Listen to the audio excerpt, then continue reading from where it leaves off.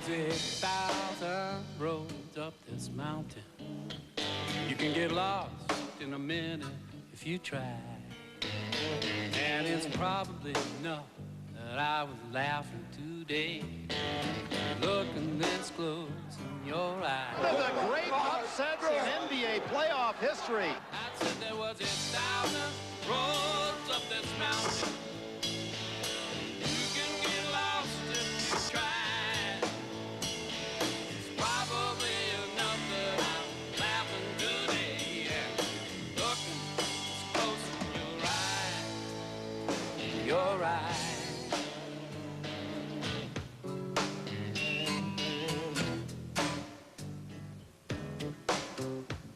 Your eyes.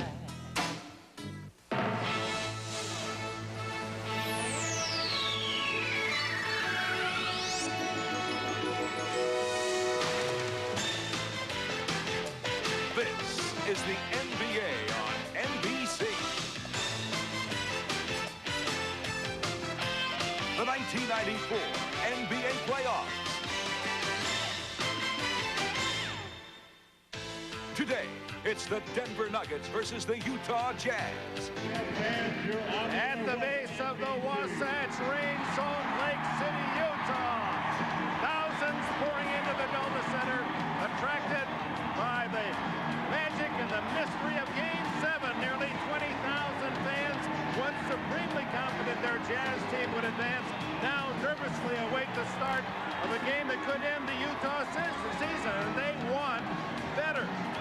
Young and maturing Denver trying to rewrite the NBA playoff book. Utah winning the first two impressively. Game 3 in Denver, and then the Nuggets, sure as gold, a one-point win, a double overtime win, and they won when Utah missed the final shot on Thursday night. Oh my, welcome aboard Dick Enberg with Steve Snapper Jones, and congratulations to Rudy Tomjanovich and the Houston Rockets. The winner of this game will meet the Rockets Game 1 on Monday night. The Dream was the man for Houston, and the dream is what Denver is trying to maintain here in Salt Lake. And their big dreamer has been Dikembe Mutombo, and he believes that they can do it one more time. He's averaging 6 blocks a game.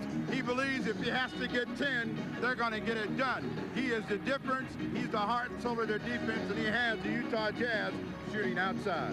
The youngest team in the league, Denver, the longest shot in the playoffs against Utah, a team that has 2 of the 5 first-team NBA, All-NBA members, Karl Malone and John Stockton. But for Karl, it's not been a good week for the postman. It has been a tough week in that Karl Malone has gotten into a little confrontation with his owner, Larry Miller, about being off in Game 5. But he said he will shoot everything today. He's going to make all of the big plays. Karl wants to keep the post office open. So here we go. Game 7. Will it be Denver or will it be Utah advancing? Well, it's Game 7, and Denver's brought their magic number 7 from the Broncos.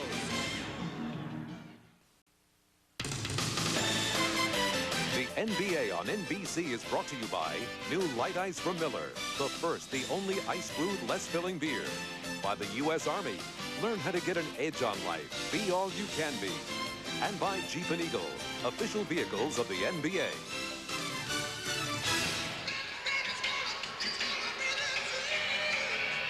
Delta Center in Salt Lake City ready to rock. And now the introduction of the starting lineups in this decisive Game 7. Dan Roberts of the Delta Center.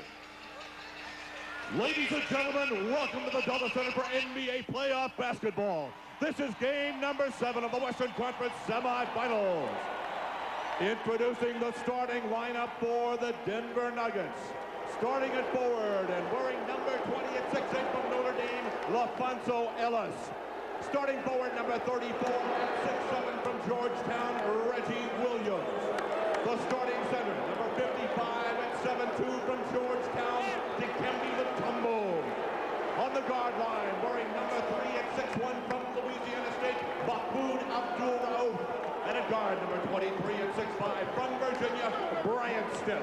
The Nuggets are coached by Dan Issel, assisted by Steve Dillon, and their trainer, Jim Dillon, assisted by Troy Winslow. And now, ladies and gentlemen, our Utah Jazz.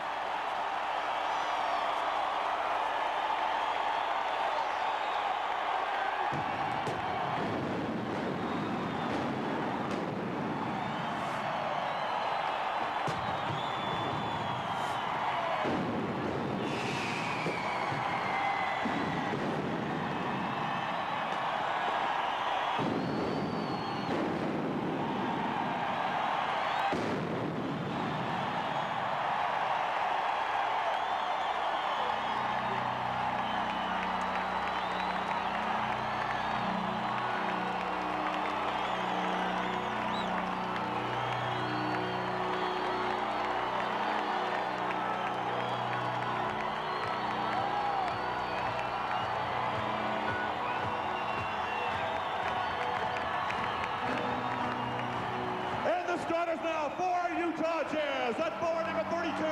At 6'9" from Louisiana Tech, the mailman, Karl Malone.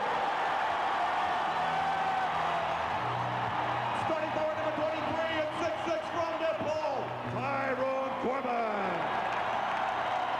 The starting center number 50 at 7 feet from Louisville, Belton Spencer.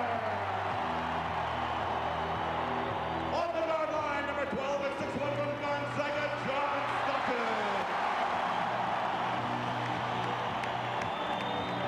And at guard, wearing number 14 at 6'4" from Iowa State, Jeff Hornacek. The Jazz are coached by Jerry Sloan, assisted by Bill Johnson, Gordon Cheese, and David Fredman. Our trainer, Don Sparks, assisted by Terry Clark. So the starting lineups. For the last minute report before the tip-off, let's go to Hannah Storm. Dick, the Denver Nuggets are convinced that if there's one thing that gives them the edge in the final game of the 7-game series, it's the fatigue factor. While Utah will not admit they've been fatigued down the stretch, the fact remains they won only one fourth quarter this entire series. In the double overtime Tuesday night, they were outscored 15-7. Then in the fourth quarter on Thursday, they were outscored by 10. I've just spoken with Robert Pack of the Denver Nuggets. He says this is their strategy. Push the ball up the court, even off made baskets by Utah.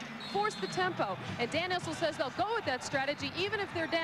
They are that convinced that they can come back against a tired Utah Jazz club down the stretch. Meanwhile, Utah tried to conserve its energy and didn't have a shoot around yesterday. Dick?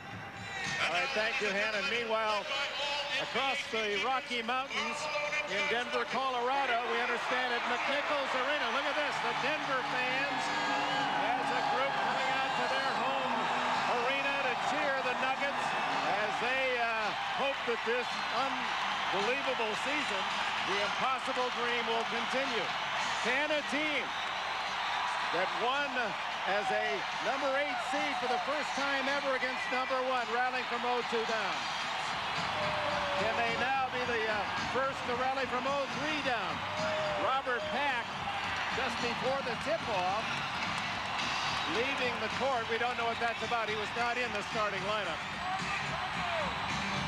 Hornacek knocked away, and it's off the foot of the Denver Nuggets.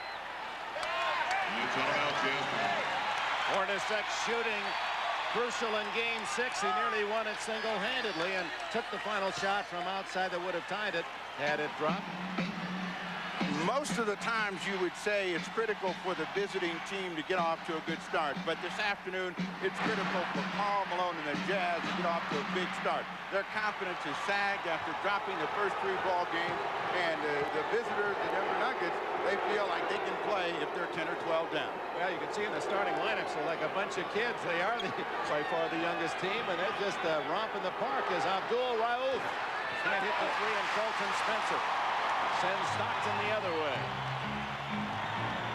Stockton driving the lane. Rebound, Reggie Williams, the veteran who kept this series alive with his dramatic shot in Game 4. LaFonso Ellis. The foul will be on him. Stockton had the defensive position. Tough break for LaFonso Ellis, who's had trouble getting off in the first 6 ball games early. Stockton, who doesn't mind sacrificing his body, throws himself in the way, and they get the first call, but Stockton pays.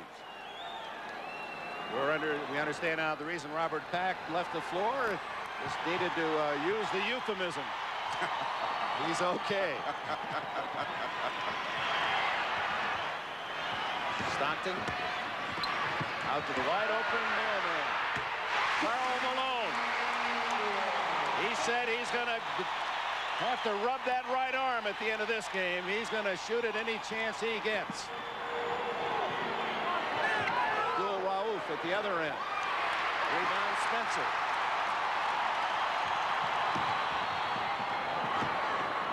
Ty Corbin. He had the big Game 3 a week ago in Denver. Malone, 4-0.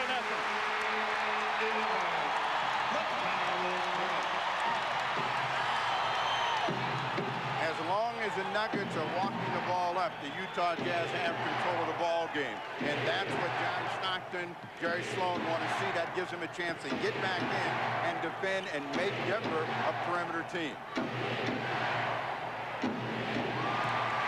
defense. Malone came up with it. Stockton. It's out of bounds to the Jazz. Last touch by Abdul Rauf.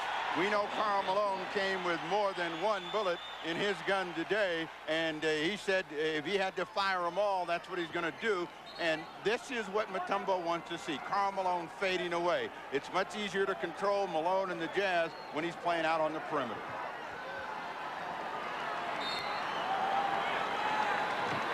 Malone to Stockton.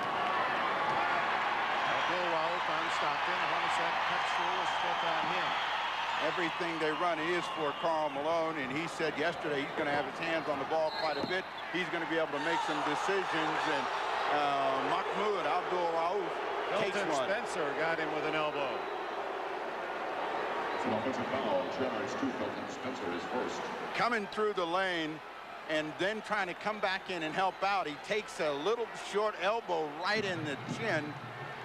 We talked about walking up the ball versus hurrying it. That'll be the difference in the two guards. Abdul Rauf, more patient. He's more the outside shooter. Pack is the hurry-up man. The things that have worked for the Denver Nuggets have been their post-ups with Reggie Williams, LaFonso Ellis, Dikembe Mutombo. When they are just forced to play outside in, they're not nearly as effective. They've yet to get on the scoreboard. Nearly 3 minutes gone. 4-0 and a whistle. Another elbow, and this might be on Mutombo. It is. So first, number 55, Dikembe Mutombo is first. Coming through the lane. Not much of a shot, but a shot anyway. And Jake, with the intent of getting this 7th game under control in a hurry, he was emphatic with that call. Stockton. But Wyatt open, and the rebound Mutombo. He's averaging 12 a game in this playoff.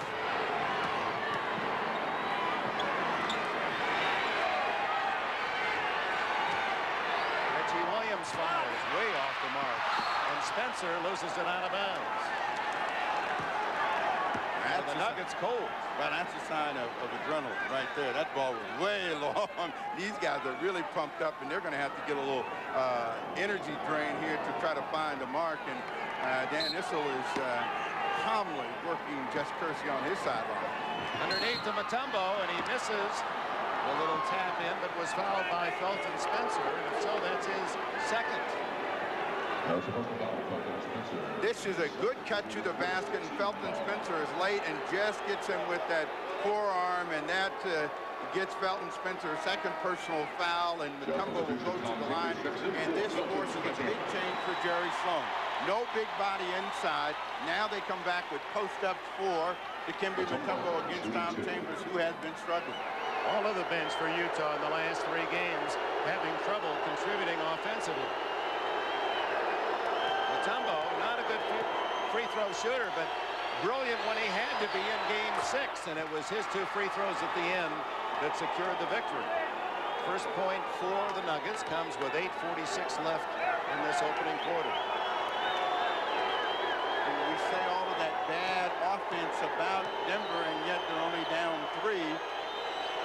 So they know that if they can stay close, they certainly still have a chance, as they've had in the last 3 ball games, to come out the victory.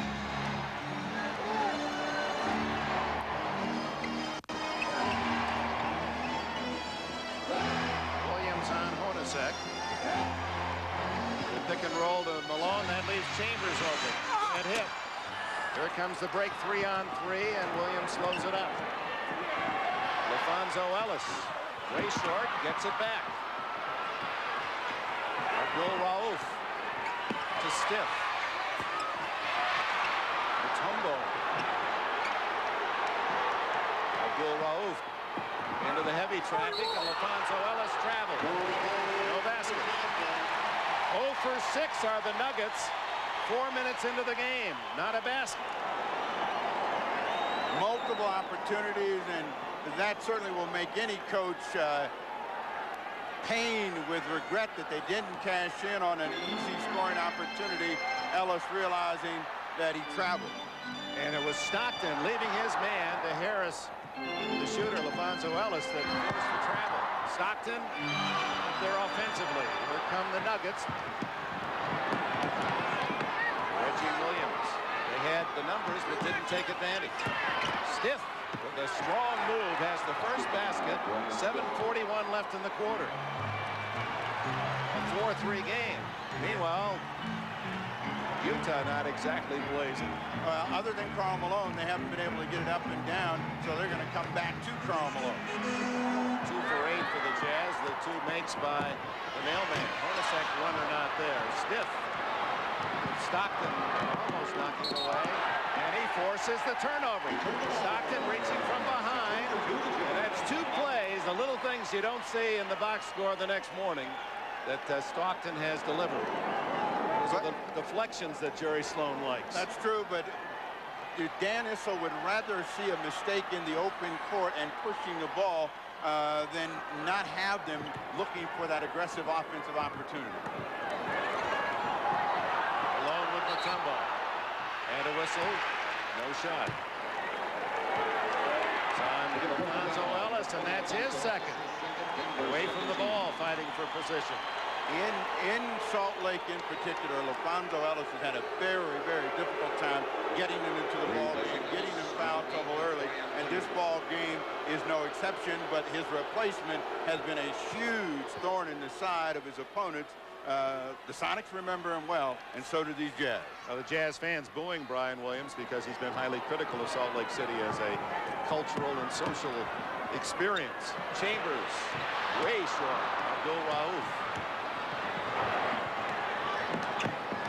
Now, the Jazz have no shot blocking, and the Nuggets ought to be thinking about trying to get that ball to the rim. Abdul Rauf is 0 for 3 from outside. Timeout. 6:40 left in the opening quarter. Welcome back. Salt Lake City. Karl Malone has the only 2 field goals for the Utah Jazz. He says he's ready and he won't be bashful today. If the shot's there for me, I'm not holding back, I'm taking them. So hell, I might go 0 for 20, but I'm shooting them. And that's how we got here. And I'll be damned if I go out any other way. That's how I'm going out if we have to. So I have a job to do, and we're running some plays. I will have the ball a lot tomorrow. We've discussed that, and a lot of plays will come through me, and I have to make decisions off that. Indeed, he is the focal point of the offense for the Utah Jazz. He is carrying him right now. Nobody else can make a shot. They're all afraid of Mutombo. Oh, there's a basket for Hornacek. Goaltending on Mutombo. This one just scandalizes Mutombo. It looks like it's going to come off, and he's ready to grab the rebound, and he gets it just as it's on the cylinder, and it's a deuce. 6-3. The Jazz lead it.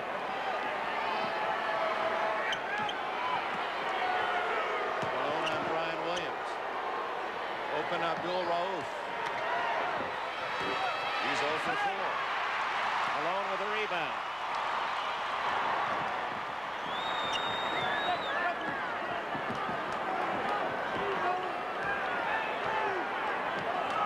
Got a mismatch, and Hornacek wants to try to go against Brian Williams.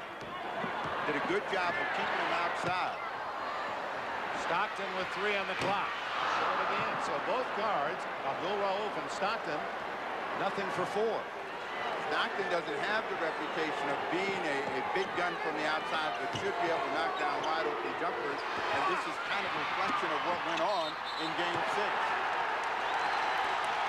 Foul on Brian Williams over the back. His first. Abdul Rauf is out and Robert Pack in. That'll change the whole look for Denver.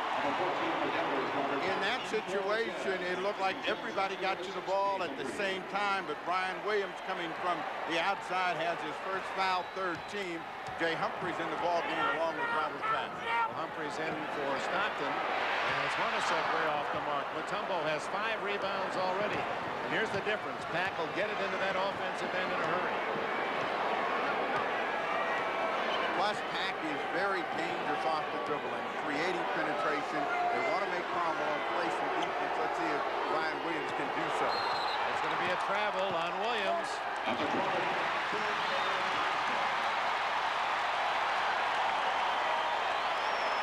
Ryan Williams dances as he moves both of his feet before he puts the ball down. Denver has had 5 turnovers here early in the ball game, and I would say that this first period demonstrates the anxiety and the importance for both teams and the ultimate outcome. Over 7 minutes played, we've seen just 4 field goals, and one was on a goaltend. Reach-in foul. Robert Pack. Pack says no, and it looks like he's right. He'll come right in here and tip the ball, but from the angle that Jake O'Donnell saw, looked like he came across the top of the arm. 6-3, a cold start for both sides. 4.5 minutes to go in the quarter, and Malone threw that right into Mutombo. And then the foul on Humphries trying to stop Robert Pack. First on Humphries. Karl Malone said he had to make decisions with the ball. This is a very bad one. There's nobody really in the area where he's throwing the ball, and it was a good reaction by Mutombo. Trying to throw it through a pine tree. Lots of limbs here. Now, the play that works well for them with Chambers against Mutombo is Mutombo down on the box. That's where they're going now. That's a three-pointer for Brian Williams. Reggie Williams, excuse me. Reggie hits the 3 to tie it at 6. 4 minutes to go, opening quarter. 6-4 Malone.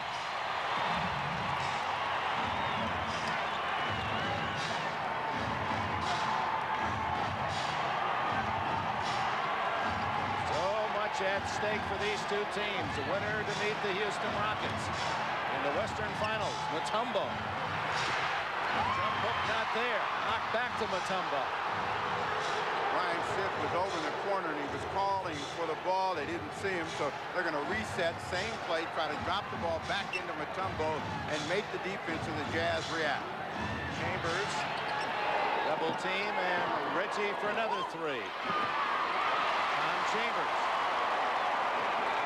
Second release was down court, but Reggie Williams picked him up. Play to Malone. Goaltending on Mutombo.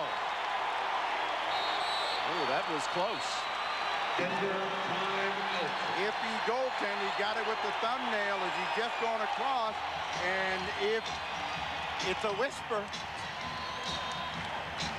The well, you got glasses on, tell me. Yeah, tough to do. Cut your fingernails, Dikembe.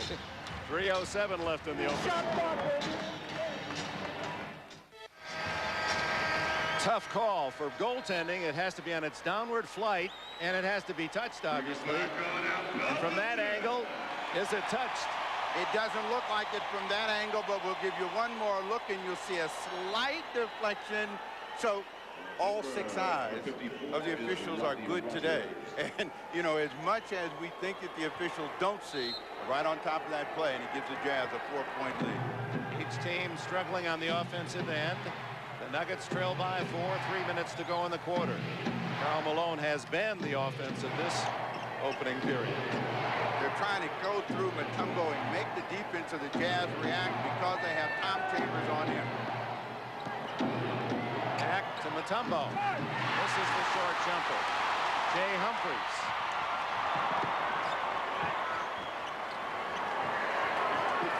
Stockton still on the bench for Utah after a cold start.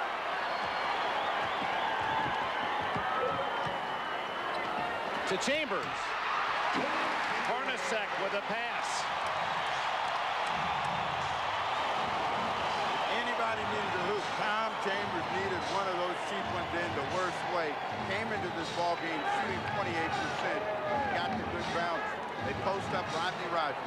Rookie from Wake Forest out to Robert Pack, and Pack has been instrumental in this incredible playoff season for the Nuggets, and they get a second chance. Under 2 minutes, we're under 2 minutes. They've shut down the penetration of Pack and forced him to go to the weakest part of his game, and he likes likes to get to that rim. Reggie Williams gets the basket, and he is fouled. He's fouled by Jeff Hornacek. Jeff with his first. Jeff Hornacek doesn't have enough pressure on him as the passer, and he leads Tom Chambers nice and easy for the hoop. And then Reggie Williams taking advantage of his size against Hornacek, which he's been able to do in all 6 games, draws a foul. Williams with 6 of the Nuggets' 9.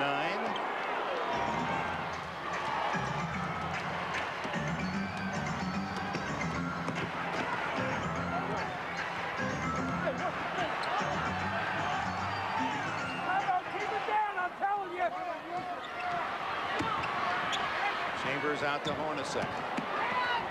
Malone on the side, and Malone! Karl Malone with 10 to lead all scores. But in a low-scoring game, and with the Nuggets only down 5 points, they're in great position. Malone has had to carry the rest of his teammates through this tough first 12 minutes of play. He gets Mutombo running out. There's nobody in the middle. A hammer on the way down.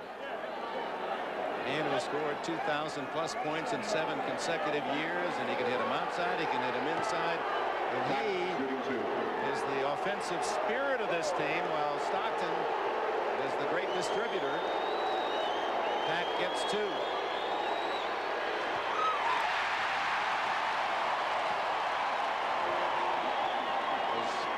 Plastic fingers have become vogue behind the shooter here in the NBA. Looking into something Edgar Allan Poe created. Pack had it for a moment. And Malone and Pack, how are they going to call it? Pack is the guy who had a chance to seal the game in Game 6 with a pair of free throws, misses both of these, but he rushes to this ball, ends up getting a jump ball out of it. Karl Malone and Pack will jump. The Jazz should look to try to control it, and if you're the Nuggets, you try to steal, although Pack gets off his feet. Yeah, he'll jump with Malone. And he gets the tip to Brian Williams, and the hold is against Williams. Let's see. Hornacek. Well, the way Williams reacted and O'Donnell looked at him, I thought he got it, but Hornacek picks up his second foul. The crowd doesn't like that. Hornacek had to pay for that hold. However, he had a hold of the arm, took a little shot in the neck, and that's his second personal foul. Humphreys and Hornacek with 2. Felton Spencer picked up 2 quick ones. Ryan Williams, first point.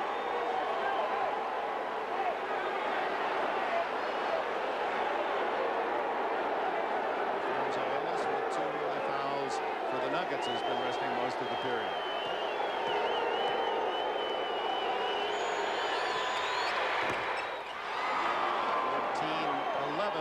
Utah. It's Ellis who's had his best basketball displayed in the 4th quarters of this series. Hornacek with a 3.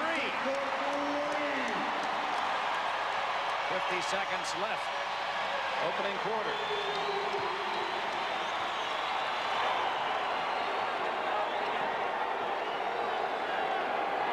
This would have been a nightmare period for Dan Issel's Nuggets. 11 points, but Utah unable to take advantage. Rodney Rogers off the mark. Reggie Williams gets it, and a foul. Karl Malone. How did Jerry Sloan spell relief? Like to see somebody else other than Karl Malone shooting the basketball and seeing it go in. Hornacek, who really was hot in the 3rd quarter in Game 6, comes up with a big shot. You think Rodney Rogers is going to have a lot to say about this afternoon's game with the offensive end, but the guy that's trying to keep him close right now, Reggie Williams, misses the first free throw. And the foul was on Chambers, not Malone. Chambers picked up the foul.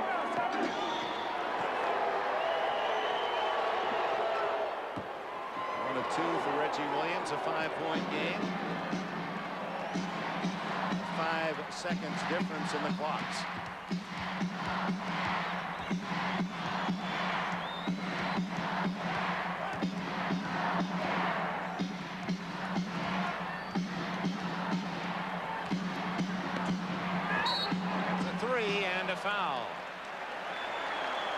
Reggie Williams did a good job of controlling Hornacek until the shot and couldn't resist chasing and trying to make a block. On the move, tough shot, and he gets a piece of him right at the end. So Hornacek try to come back with back-to-back threes will go to the line. First foul on Williams. Hornacek, who has been deadly from the line in this series, 29 out of 30.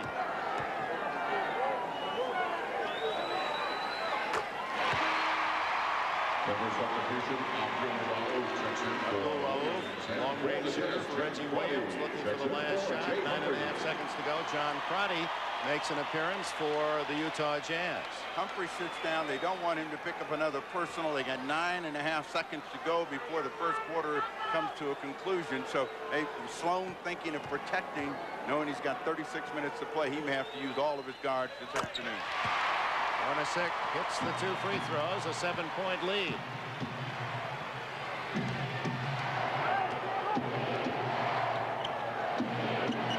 Abdul Rauf to Pat. And so ends a glacier-like first quarter for the visitors from Denver. 19-12. It was a great vintage, and Karl Malone was the key to Utah. That's the end of the first.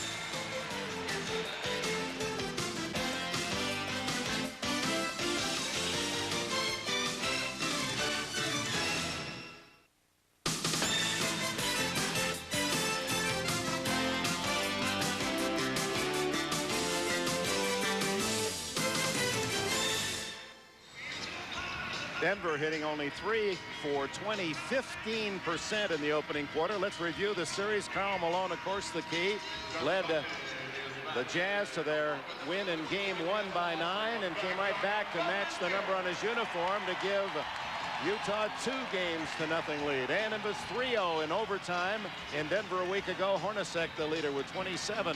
Then back came the Nuggets. Reggie Williams hit a shot in the final 2 seconds to give Denver a needed win. And then a double overtime victory here on Tuesday night. Mutombo with 7 blocks. He has 36 blocks in the playoff series and came back with a big scoring game as well in that 94-91 win on Thursday. Hannah Storm. Dick, this is what they talked about in the Denver huddle during that timeout. They're getting their open shots. Obviously, they just can't knock them down, as you see here. Gene Littles, their assistant coach, said that he thinks his team is a little tight. He thinks they're feeling the pressure. And what Dan Issel was telling them to do was relax and try to make those shots, Dick. All right, Hannah, and the rookie, Rodney Rogers, delivers. It's 19-14. Humphries against Pack. Mutombo. Like Pack got a piece of the shot. Mutombo just now crossing the center line. Rogers, remember, big guy, but he can shoot the 3-pointers. Pack. Short. Ryan Williams flying in to spot the rebound. 4 points for him. That's where he has really been a force through these playoffs, and no one has discovered you got to put a body between him and the hoop. Every time it goes up, he's looking to make a play to keep the ball alive. Rebounds. Denver is out rebounding. Utah 10-1 offensively. 10-1. Mutombo with a hook. Dikembe Mutombo, and it's 6 unanswered points for the visitors from Denver to open the second quarter. And this has been their series story. Utah ahead, but never really able to put them away, and they're going to get a foul against Mutombo. That'll be his second. Ryan Williams was a hero in Seattle with these kinds of play in Game 5, trying to do it here in Game 7, but a tremendous tip. Dikembe Mutombo likes the jump hook, but this time he swings it. Yeah, that's the kind of form that Kareem Abdul-Jabbar would have been proud of that shot. And Dikembe Mutombo grew up in the shadow of the Kilimanjaro, Mount Kilimanjaro in Zaire. He's out, and LaFonso Ellis in. Mutombo with 9 rebounds in this first half. See if they come back to Karl Malone against Brian Williams. There's no shot blocking. They get a legal defense, Rodney Rogers. That's the warning. Stockton has returned, so that partnership with Stockton Malone will be in action. That's kind of, well, come on now, we're younger, we're learning, just give us a break kind of look. And Abdul Rauf and Stockton, and that may be a double foul. They exchanged elbows in close quarters. Oh, this is a massage right here. You got Stockton with the hand on top, and then Rauf with the arms wrapped around him. And he says, no, you've got to give both of us a call if you're going to give one. But the call goes for John Stockton. Right now, Jake O'Donnell right in there again telling him, hey, guys, you can't have that. It was a double foul. Stockton gets one, and Abdul Rauf also ticketed with his first.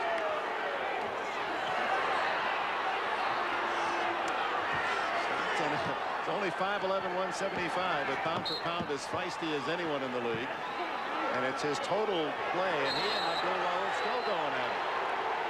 And a technical call this time against Stockton. We now have technical fouls, one to John Stockton and one to Abdul Rauf. It's going to be a double here as well. Stockton not having a good series. He's saying, yeah, it's my foul, but listen, I'm not going to take this from you. And Mahmoud is saying, back at you. Meanwhile, 19-18, the Jazz lead. They've not scored here in the second quarter. 2 minutes into this period. Chambers. This is where the pressure becomes so tough for Malone. He's got to make every shot. And he does, and was fouled. Rodney Rogers got him from the backside. Because as they set up this play for Karl Malone, no one else wants to shoot. So he realizes he's got to make something happen, and from the rear, Rodney Rogers gets a piece of him. Malone gets the foul, and they have a three-point attempt for Karl Malone from the line, but it has been all Karl Malone here in the first half of play. Take another look. That makes it 21-18 Utah with 9:52 left in the first half. A full contact golf t-shirt coming into full contact with you only from Miller Lite. Hey, great shirt. Great beer. Can your beer do this? The NBA on NBC is brought to you by Speed Stick Deodorant and Speed Stick Antiperspirant, the #1 for movers and shakers. By Visa, it's everywhere you want to be. And by Toyota and their full line of quality cars and trucks. Toyota, I love what you do for me. Welcome back, Karl Malone, 7 times an All-Star, the All-NBA power forward. He has matched Denver in shots made in this first half. 6 for the mailman, 6 for the Nuggets team. #3 all-time in playoff scoring. And the 27.3, interestingly, is his exact average in these playoffs. And he's at the line looking for his 13th point. Not totally pleased with what's happened this last week in Game 5 here in Salt Lake City. The owner, Larry Miller, shouted during the course of the game at Jerry Sloan to bench Malone. He was having a bad first half. He was 1 for 8 at the time, and he didn't feel that Karl Malone had showed up to play. And Malone was saying, after all the mail I brought to your house, I didn't show up to play. In his apology, the owner Miller said that he's a fine one to shoot his mouth or criticize me for doing it. Rodney Rogers and a foul. And the owner, Larry Miller, at the suggestion of the NBA office and in his own wisdom, has elected not to be in attendance today after a scramble with a couple of Denver fans. Those are his seats, and Pro Miller advocate, keeping it warm for the next round if. This is a guy with great offensive ability, yet to really strike a match for the Denver Nuggets. The Utah Jazz still remember him for the three-point field goals he made in 9 seconds against them earlier this season. But he can post up David Benoit. That's how he got the foul and gets both of those free throws to drop. 22-20 after a big series against Seattle. Rogers has been quiet against Utah. Stockton and the foul on Abdul Rauf. His second. Stockton a handful. Raouf is a scrapper and trying to be competitive. He was fortunate to make that play one time earlier. Tried it again. This one goes against him. 22-20 in a low-scoring first half here in Salt Lake City. Chambers, LaFonso Ellis with 2 fouls. Got a piece of it. Stockton takes it away. And the basket for David Benoit. Brian Williams with a foul, his second. Brian Williams saying he didn't touch him, but Tom Chambers airs this when Stockton was the only one that knew it was up for grabs. And from the rear, it looks like Brian Williams gets a piece of Benoit as he goes up. Now he has a chance for a 3-point play. Benoit, who has not had a good series, extends the Jazz lead to 5 and waves a kind hand at John Stockton for keeping that one alive.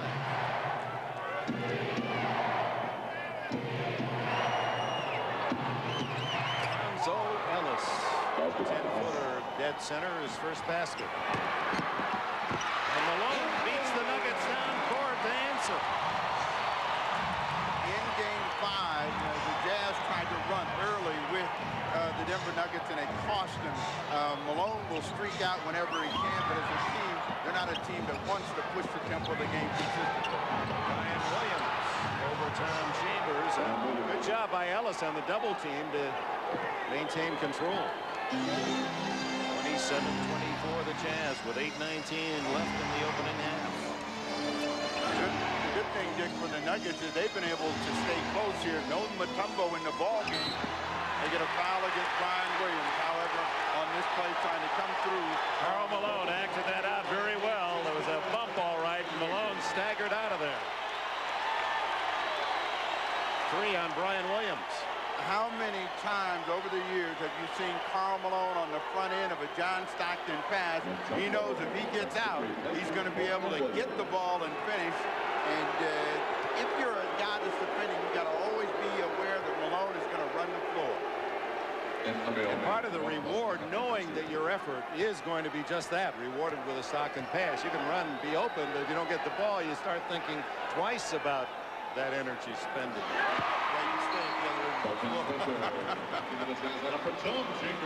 Dikembe Mutombo returns as Brian Williams sits down with 3, and suddenly Dan Issel has some problems on that front line. 2 fouls on both Ellis and Mutombo and 3 on Brian Williams. Williams came in, gave him a shot in the arms on the offensive glass, a couple of post-up plays, so he's going to be needed in the second half. Karl Malone only gets 1. He has 16 in the game. He gets a basket for Denver, and it's 28-26. Under 8 to go. Malone over Mutombo. Tipped in by Benoit. Points for David Benoit. Now the action picking up at the offensive end. Spencer back in. He has 2 fouls. Mutombo. Rebound Benoit. In game 4 in the San Antonio series, in which Benoit was so big, it was just that. Offensive rebound, defensive rebound, running the floor. He seems to be in that spirit here early this afternoon. Into Spencer. Benoit for 3. Yes! David Benoit, who's not been able to produce much in this series, comes alive today.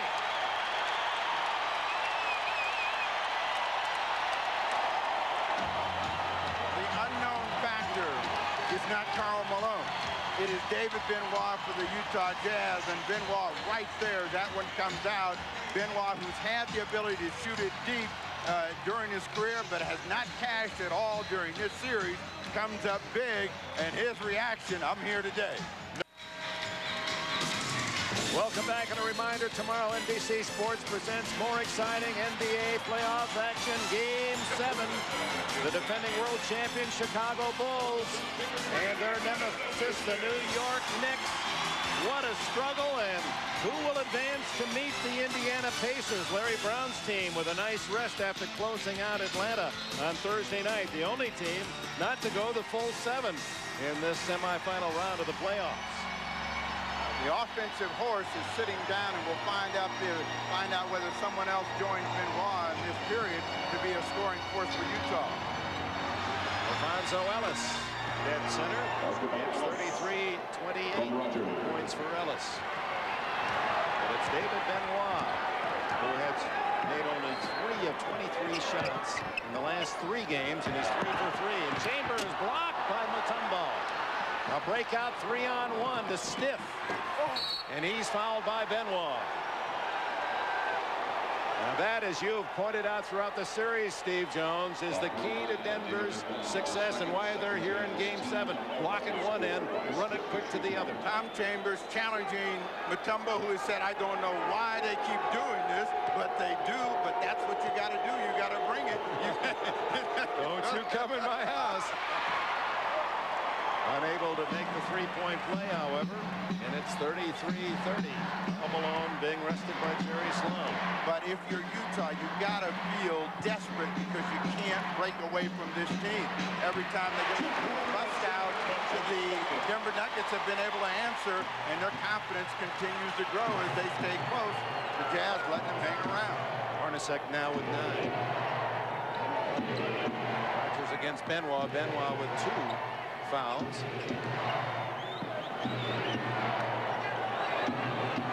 6 on the shot clock.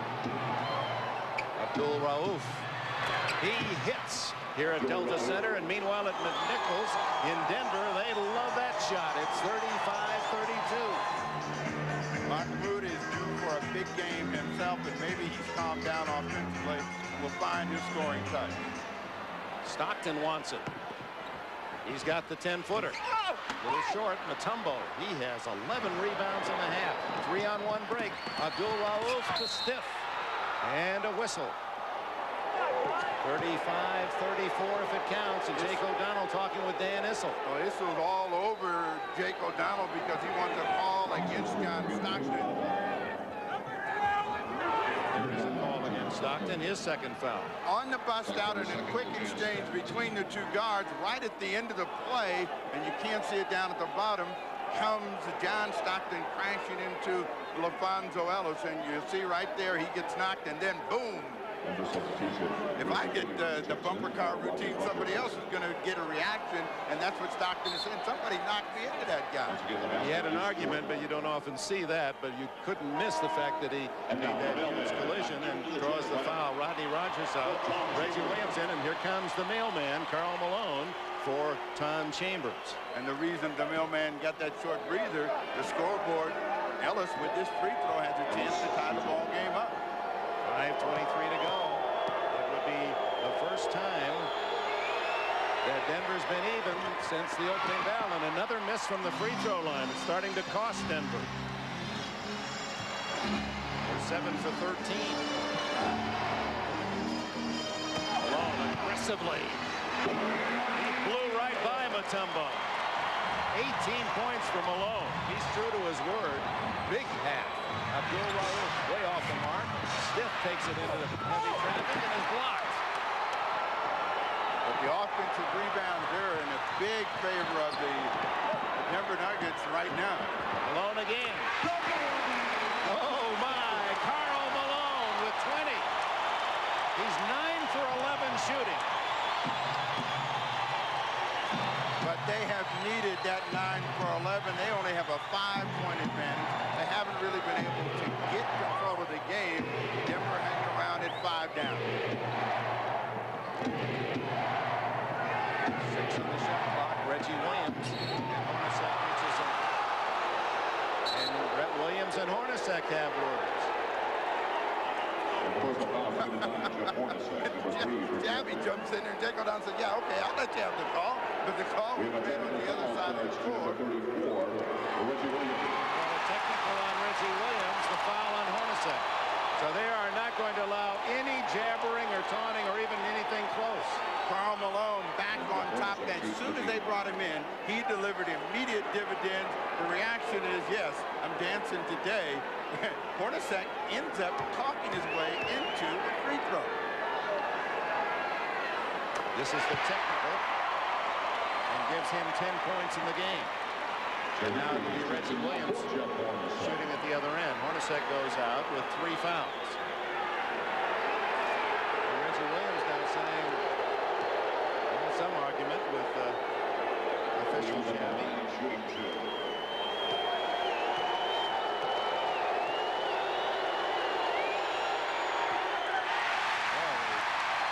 Nuggets shooting only 50% from the line, 7 for 14. As good as they were down the stretch in game 6, they've been that bad this afternoon. See if Reggie converts on this one. 40-35 Utah with 4:20 to go in the half. His slump really continuing from game 6. He's yet to get a field goal down. Let's see if they find a way to get him involved. He's over 4. Humphries takes it in. Spencer keeps it alive.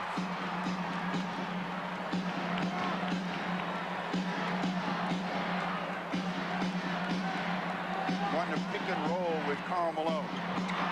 Malone feeds Spencer. Beautiful pass from Malone, and that matches Utah's biggest lead, 7.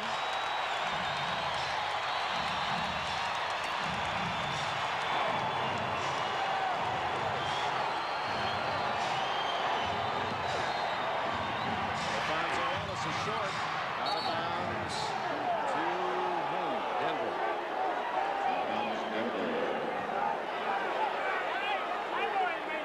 Karl Malone is involved in all the pick and rolls, and as he said, he's got to make good decisions with the ball. The best one in a passing mode for Karl Malone today, Felton Spencer, right on top of the rim.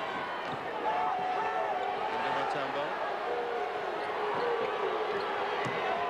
Alfonso Ellis. Shot over Malone. Mutombo gets it, and he's handled. And if that's Felton Spencer, it's his third. It is not. It's Stockton, his third. I don't know which trade-off is the better. It didn't look like Mutombo got a shot from the rear from Felton Spencer. Stockton reaching in, but Stockton has not been a factor in this game in terms of producing points at the offensive end. Jake O'Donnell over to talk to the official score. I don't know if there's been a change in the foul. John Crotty is going to come in for Stockton. Crotty, the second-year man out of Virginia. Stockton, who's contributed his usual role as the top assist man and defensively, not on the offensive end in terms of scoring, and now probably sit out the rest of this half with 3:20 left.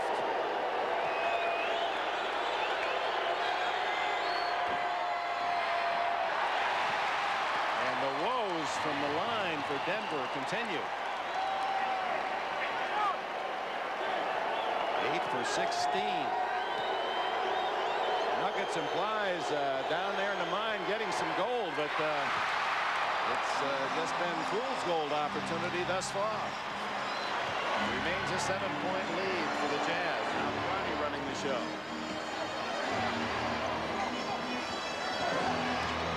Here, Abdul Rauf was on Malone, and Crotty left alone.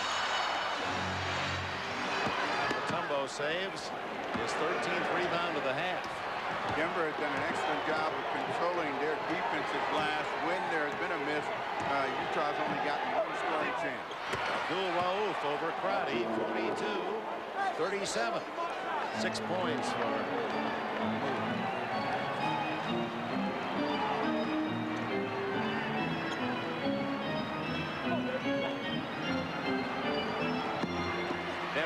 inside, no foul.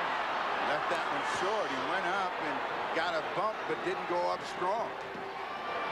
Reggie Williams, he can't touch it, and saving him was stiff. And the foul is on whom? Reggie Williams, who's just trying to get out of the way and threw a block into Jay Humphries, his second foul. Reggie Williams was trying to make a pass right here, knew he couldn't touch the ball again, so I'm not going to let Jay Humphries get to it. And Jay Humphries does a good job of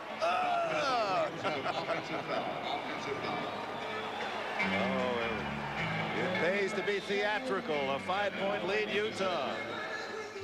Jones. All right, Bob Houston, the winner by 10. Hakeem Olajuwon, 37 points and 17 rebounds. As we await the MVP balloting, and Olajuwon showing why he thinks he should be the man. Houston beating Phoenix awaits the winner of this one. Will it be Utah or Denver that opens at Houston on Monday night, the Western Finals? But one thing for certain now, the West will bring a new member to the NBA final party. Phoenix is out. Robert Pack comes back in the game for Raouf, who was just getting the heater going. He had made his last 3. Spencer works his way free, and Mutombo. See all of those blue jerseys come back, so they're making a concerted effort to keep them at 1 shot. Less than 2 minutes to go. Robert Pack to LaFonso Ellis. Reggie Williams. And Karl Malone rebounds. He has 6. Body for Stockton, the playmaker. Mike Corbin into Spencer. Working on LaFonso Ellis. Blocked by Mutombo, his second. And a foul on Pack, pushing Malone. The one thing about the youthful Nuggets, they don't recognize control. And when the other player has it, Felton Spencer thought he was in deep. Mutombo reacted to make the save. The ball will come out long, and Robert Pack just keeps chasing, and he keeps chasing the NBA record for blocks. He's going to build and build on it. Got 2 today to give him 38 total. That's an all-time record. He set the record 31 in just 5 games against Seattle. So Dikembe Mutombo, 69 blocks in the 2-series playoff. Did you see that graphic? 14 rebounds already. 14. Meanwhile, Karl Malone racking up his own numbers. This would be his 22nd point. And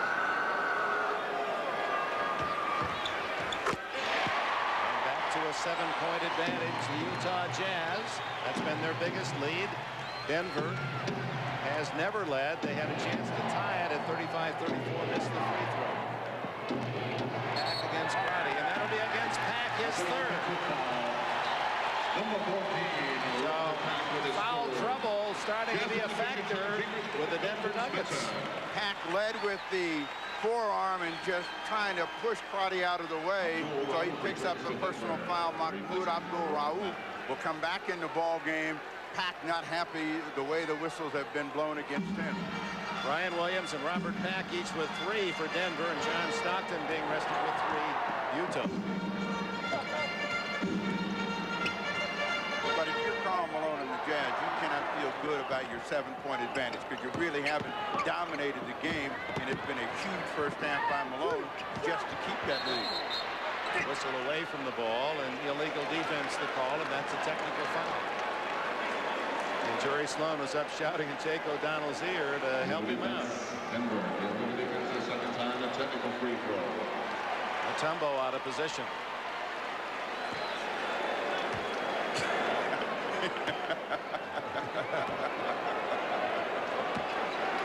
Listen, if you got some free time in the offseason, come down to Illinois. I got these swamp meets and these farm fairs and auctions, and we'll have some fun. Sloan always takes a lot of money along with him when he drives around because he loves to go with those yard sales, and he's made some great bargains. He's the Al McGuire of the modern world. Or Al is of another world. That's absolutely right. Last minute. Corbin. Over Reggie Williams. Stiff saves. Barely. You have to look at all of the other offensive players for Utah and say they are all tight. They are not shooting the ball with any kind of freedom. And here's that foul on Karl Malone with that swat of his, the quick slap. And it's a very effective defensive weapon, probably best in the entire league at getting the ball while it's down around the waist of an opponent. He's got tremendously quick hands. Of course, opponents feel he fouls a lot, but they're tough to see if he does.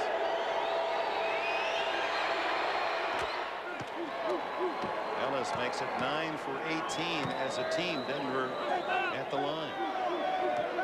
Pretty consistent with his regular season average. LaFonso Ellis in his second year out of Notre Dame. And most of the damage that Ellis has done against the Jazz has been in the second half, particularly in the fourth quarter of play. So the points that he's got here early in the ball game, a bonus for Dan Issel. 10 misses, however, for the Nuggets. Chambers from Crotty. And that then will be the biggest lead of the game. 8 points. About a 2-second difference in the clocks at the end of the half.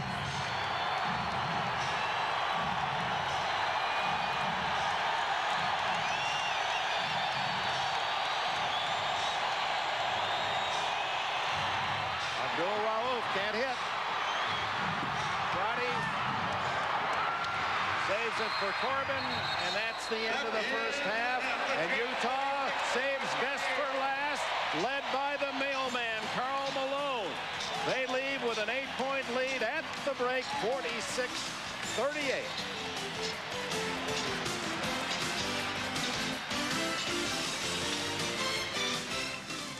Game 7, Jazz leading the Nuggets 46-38. Karl Malone with almost half of Utah's total. He's got 22 points on 9 of 11 shooting, really stepping up. Stockton strapped with 3 fouls, didn't score in the first half. Denver being hurt by their own poor free throw shooting, just 9 of 19 from the stripe. The winner of the Denver-Utah game plays Houston in the Western Conference Final beginning Monday night in Houston. The Rockets advanced with a 104-94 win earlier today against the Phoenix Suns.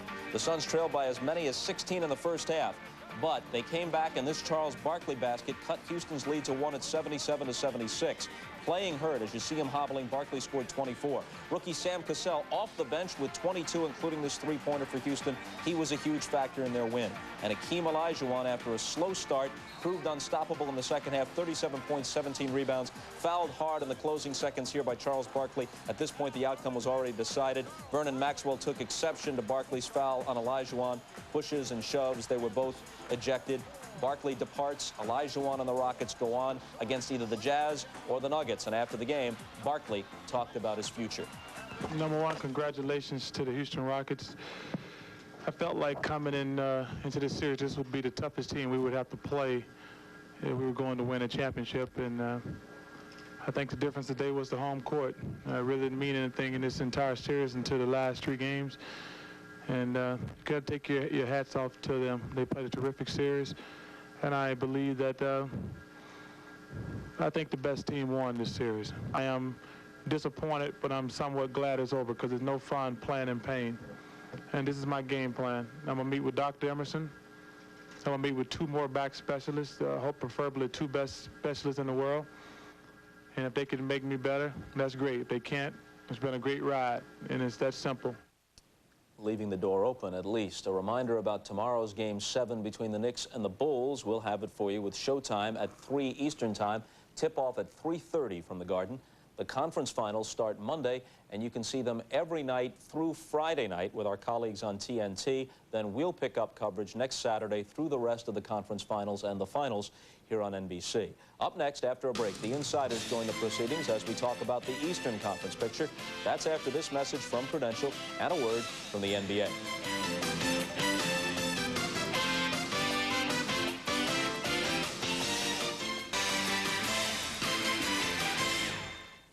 Okay, the insiders join us. Bill Walton, Peter Bessie, Julius Irving. Game 7 of the Knicks and Bulls is here tomorrow on NBC. As we said, showtime at 3, tip-off at 3:30. Peter Bessie was at Knicks practice earlier today. They are very well coached and they are disciplined. And in this league, it's hard, I think, to get players to be that disciplined offensively and that unselfish offensively. So they have done a great job, and I think it's been the byproduct of about 3 years of work and getting them to do it. Disappointed in the fact that I let Bill Cartwright and Luke Longley got eight offensive rebounds between them. And, you know, just got to lay a body on them, keep them off the boards. And, you know, whenever we out-rebound them, we win.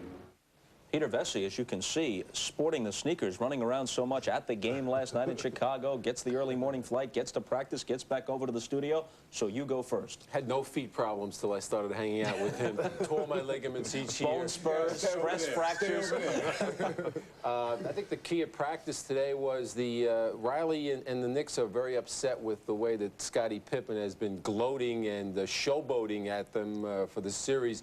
They're going to try and put a stop to that tomorrow. The other thing was that Derek Harper looks like he'll be starting tomorrow. Charles Oakley told me that, and he also said that he should have started in Game 6. So those are a couple things we can look for. Home court will be key. We saw it in the Houston game earlier. It's holding true right now with the Utah game.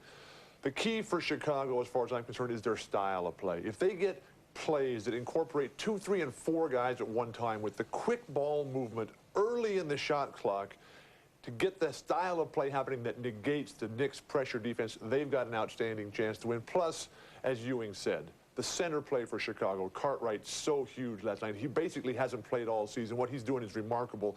He's got to do it one more time, and Longley, of course, has got to play strong as well. Doc? Well, clearly, home court has held up through 6 games, and each team has had a chance to win on the other's court, even though they haven't done it yet. And I say yet because I think the Bulls are actually playing better than the Knicks. And for whatever reason, whether they think that the Knicks are the favorite team and the Knicks are supposed to win, and they're just being loose and getting good contributions from a lot of different places rather than the 1 or 2, somehow the way this thing is going to play out is that the Knicks, if they can relax a little bit, will have a decided advantage and probably will win. But if they stay uptight as they were last night, then the Bulls have a tremendous advantage and probably will upset them. Well, right, but the anger from last night's defeat at Chicago Stadium, that will boil all day. The Knicks will come out very strong. This is Ewing's big moment. The Knicks need the game of the year to beat the Bulls. The Bulls have shown they're a better team at every position except center, and even that was voided out in Game 6 and a couple other games, too. They need it all to happen for them in Game 7. Well, even though counting today's Phoenix-Houston result, the road team has now lost 15 consecutive 7th games of NBA playoff series, dating back to Julius Erving's 76ers beating the Celtics in '82 in the Eastern Conference Finals, even though that bodes well for the Knicks. So it seems the Bulls have been in and had a chance to win all 3 of the previous games at Madison Square Garden. This should be terrific tomorrow. Now, the winner of tomorrow's game gets the Pacers in the Eastern Conference Final beginning Tuesday night. Marianne Grabavoy was at Pacers practice in Indianapolis. Thanks, Bob. The Indiana Pacers have picked up playoff speed like a Penske car out of the 4th turn at the Indy 500. Having won 15 of their last 17 games, they are 7-2 in the playoffs, having swept Orlando. And in round 2 against the Hawks, all 4 of their wins were by double-digit margins. The Pacers' Reggie Miller says he wants to see the Knicks in the Eastern Conference Finals. He wants to see his old friend, John Starks. It probably stemmed from last year's playoffs, but you know, I think John is a fierce competitor. He plays hard, but, you know, I just love going against him. Reggie wants to play New York. He has a score to settle. That's great. The rest of us are just thrilled to play. But whomever we play, we know it's going to be a tough series. I think we match up probably better against Chicago, but I'd rather play New York. You know, you want to play the best team. You know, they had the 2nd best record in the East. You know, we knocked off #1, so I think we would like to knock off #2 also. That's it from Indianapolis. Now back to you in the New York studios. The Pacers, by the way, were 0-4 for the year against the Knicks, 1-4 against Chicago, but they're a different team in the latter stages of the season. They're playing some of the best ball in the league right now. Indiana is on fire. Everything's rolling. All the pieces are there. To beat Indiana, you got to attack, I think, the 2 weakest parts of a very strong team. And that's Rick Smits. Some of the things he does, he gets in foul trouble, he gets tired, his shot blocking is not as great as it should be. And then Workman, his shot selection in the backcourt and his ability to feed the post, sometimes questionable. Larry Brown has won 2 more games in the playoffs, 6 than the Pacer organization has won in the previous 17 years. Amazing. I mean, he is the difference in this team, and Byron Scott. Well, you're just approaching the halfway point of the playoffs with respect to winning the title. And you see the role that injuries have played with Barkley, with Kevin Willis. You know, their teams didn't go far because they were injured. The Indiana Pacers are young and strong, and I don't think they're boasting any injuries right now. So I think that might be one of the keys to this conference final series. Peter, I'm going to do you a favor, save you some letters. They've won 7, right? They had to take 3 against Orlando and 4 against the Hawks. Right. All right. We'll send it back to Utah for the 2nd half. Dick Enberg and Snapper Jones will rejoin you with the Jazz leading the Nuggets by 8 right after these messages from your local station. This has been the Prudential Halftime Report, brought to you by the Prudential. Peace of mind. It comes with every piece of the rock.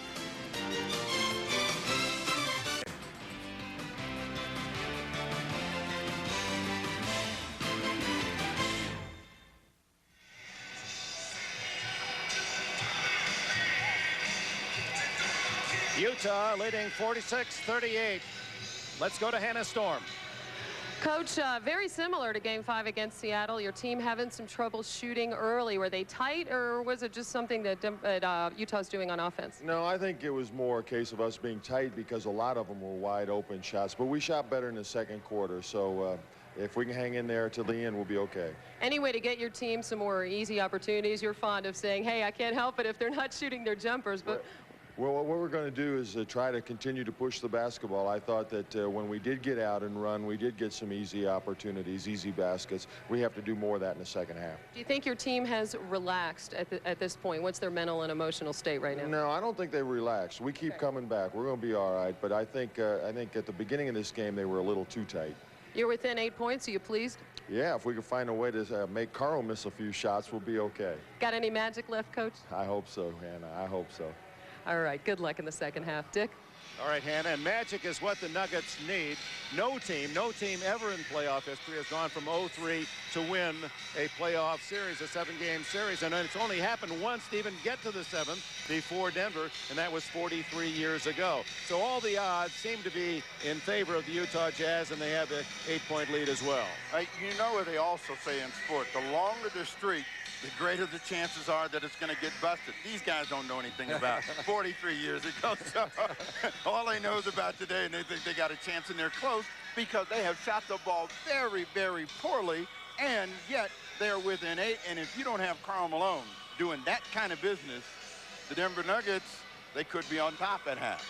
These are the Miller Genuine Draft halftime statistics, and on the defensive side, Dikembe Mutombo with 14 rebounds and 3 points as the Nuggets have out-rebounded the Utah Jazz, but they've had trouble at the line. 9 for 19 free throw shooting, or they'd be right there with Utah. Second half coming up.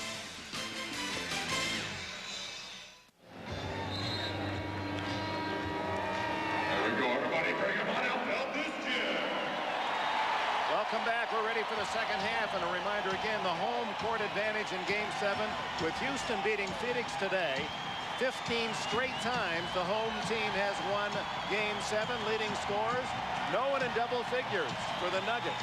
Reggie Williams with 8. And Karl Malone carrying the weight of these playoffs and his great 9-year career in the NBA on his broad shoulders with a big half, 22 points as we go into the second half. Raouf, Reggie Williams, Dikembe Mutombo, Stiff, and Ellis the same five that started for Denver. It's Corbin, Stockton, Spencer, Malone, and Hornacek for Utah. Mutombo way out of his range, and Malone has the rebound. Mutombo had to take the shot against the clock, and he looked up and saw it was down to 4, so he aired it out. But they haven't really been very successful in their half-court sets so far here in this first 2 quarters of play and at the start of the third. Stockton playing with 3 fouls. Hornacek gets the roll. First time that either team's had a 10-point lead. In fact, Utah has never had the lead. 12 for Hornacek. In case you're wondering, Denver has not had the lead. Just looking back 2 weeks ago in Seattle, the score at halftime then was 44-41 Seattle. Denver rallying to finally win it in overtime. Mutombo right over the top, misses everything, comes out to Abdul Raouf, and he scores. Opportunity baskets is what they have been thriving off of, and that was another one because Mutombo just overlaid one from about a foot away. Stockton. His first basket of the game.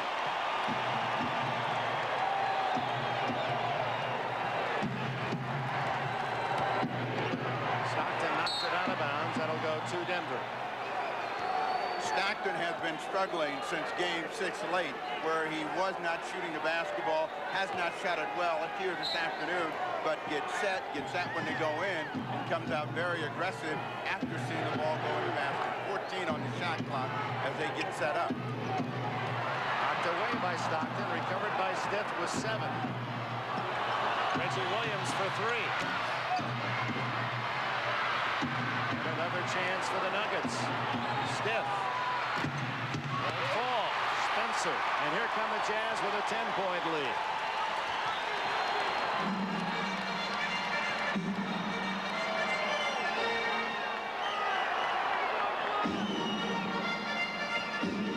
Felton Spencer. Blocked by Ellis. Ellis pulls up at the other end and misses, and Karl Malone rebounds. He has 9. Even though he took that quick jump shot, that's a good scoring chance for Dennis or Denver Nuggets, and they've got to have more of those rather than stay in a half-court set. They're only down 10 as Matumbo picks up the foul. Very smart offensive play by Karl Malone. And Malone acts it out as he falls hard out of bounds. So Matumbo has his third. Matumbo comes quickly because Karl Malone has been burying these all afternoon. Malone's, he withstands a hit and will go to the line. 4 for 5 shooting is Karl Malone. He hopes that his Karl, first name K-A-R-L, won't be the same unfortunate day as George Karl suffered in Seattle and continues to torture him.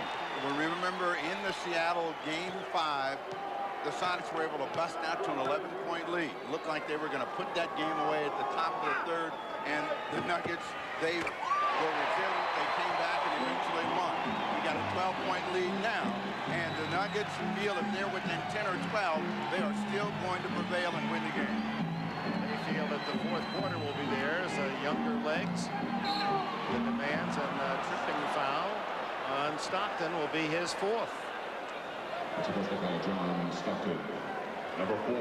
It's tough to get a rhythm for a game when you're sitting on the bench, and Stockton very frustrated by the calls, but it's been touched and pushed and in the wrong place at the wrong time. You see the reaction as Jay Humphries comes in very quickly for him.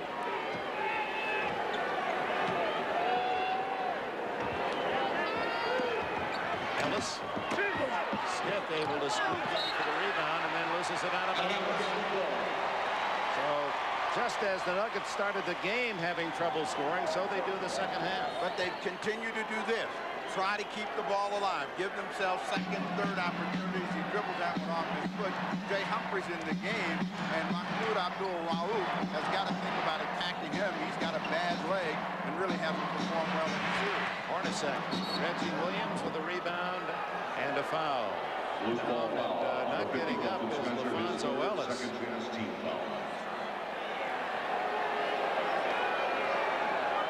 Did not see what happened to Ellis, but the foul was on Spencer, his 3rd. He's up now. He may have twisted an ankle on that rebound. Reggie Williams came flying in. He goes up for the ball and comes down, and it looked like either the ankle or the knee buckled, and he is writhing in pain.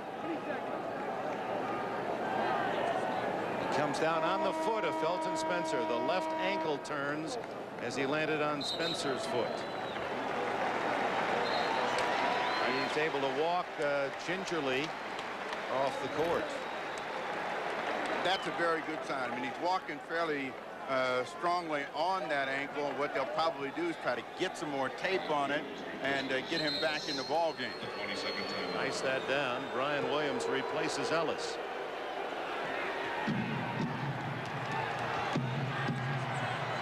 (52-40) Utah. Houston waits with smiles. Winning game 7 against Phoenix by 10 early. Reggie Williams. Basketball Williams leads Denver with 10.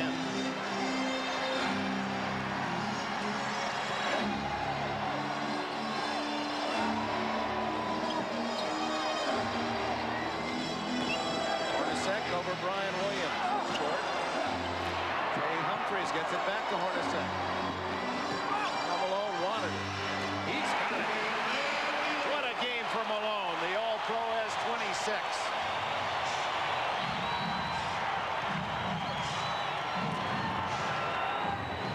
The only way that they're going to stop Karl Malone is to get him on the bench. He's fouled out of a couple of ball games trying to attack with Brian Williams. But Mutombo able to knock home the second chance. He has 5 points.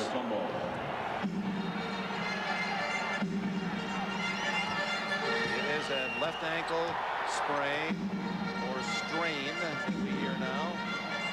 And, it's not serious, and he'll return. Karl Malone misses one. That's been rare today. Malone fouled by Mutombo, and he acted that one out pretty well as they ran back down court. There was a mild bump, and Malone goes down. 4 fouls on Mutombo. Tricks of the trade, and Karl Malone has plenty right here. How can you call that? In this game of contact, how could that be a... Well, I can understand Mutombo's problems there in accepting that as a foul. And all we've seen throughout the playoffs, that's pretty thin. Cheap is the word that we use on this side, and that was a cheap foul. And Mutombo, trying to stay out on the floor, has to sit down. They come back with Alfonso Ellis. The fans loved it. And Malone, it's part of his total game. He's done everything right. Now, without that great shot blocker, they'll take it inside. And Spencer scores. He has 4. Different game with Mutombo on the Pines. But the Nuggets have to make someone else beat them. And if they can keep Karl Malone passing, certainly the way that the Jazz have shot the ball, they have a chance to get back in the game. The post-up plays have been the ones that have been the most successful for the Nuggets. They get into illegal defense. It's just a warning. Installed against Dalton Spencer with a timeout. 6:35 left in the third. The Utah lead is 12. The NBA on NBC is brought to you by Sprite. Image is nothing. Thirst is everything. Obey your thirst. Sprite. By the people at Nike, who encourage you to just do it. And by Ford and your Ford dealer. Have you driven a Ford lately?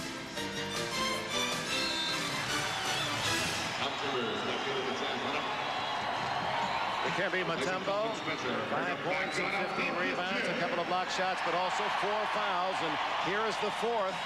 They're running down court away from the ball, and, well, they're a little push, and Malone got that slide down. He does, but he got right in the way of Dikembe Mutombo. Now, the rule is you got to let the offensive player at least have a place to run.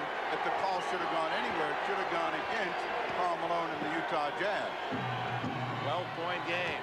Point of the third quarter is Reggie Williams inside, and the foul on Karl Malone will be his second. But it sends the Nuggets to a dangerous place, the free throw line, where they have been dismal today. Good baseline driving. Very few players take advantage of the baseline being open these days, but he's able to get in and hurt the interior defense of Karl Malone and the Utah Jazz. 9 for 20 free throw shooting. Reggie Williams, the veteran, the captain, the only player on the team that's 30 years of age. The team averages 25. Till today, Reggie Williams was their best free throw shooter, 12 for 13. He's 4 for 7 this afternoon. 11-point game, 6:21 to go in the third. Tom Hammond sees his first duty of the day for Denver, number 21. The offense of Utah really slows down because Stockton is not in there, and they're working against the clock now at 5. Karl Malone, 28. The mailman is delivering today.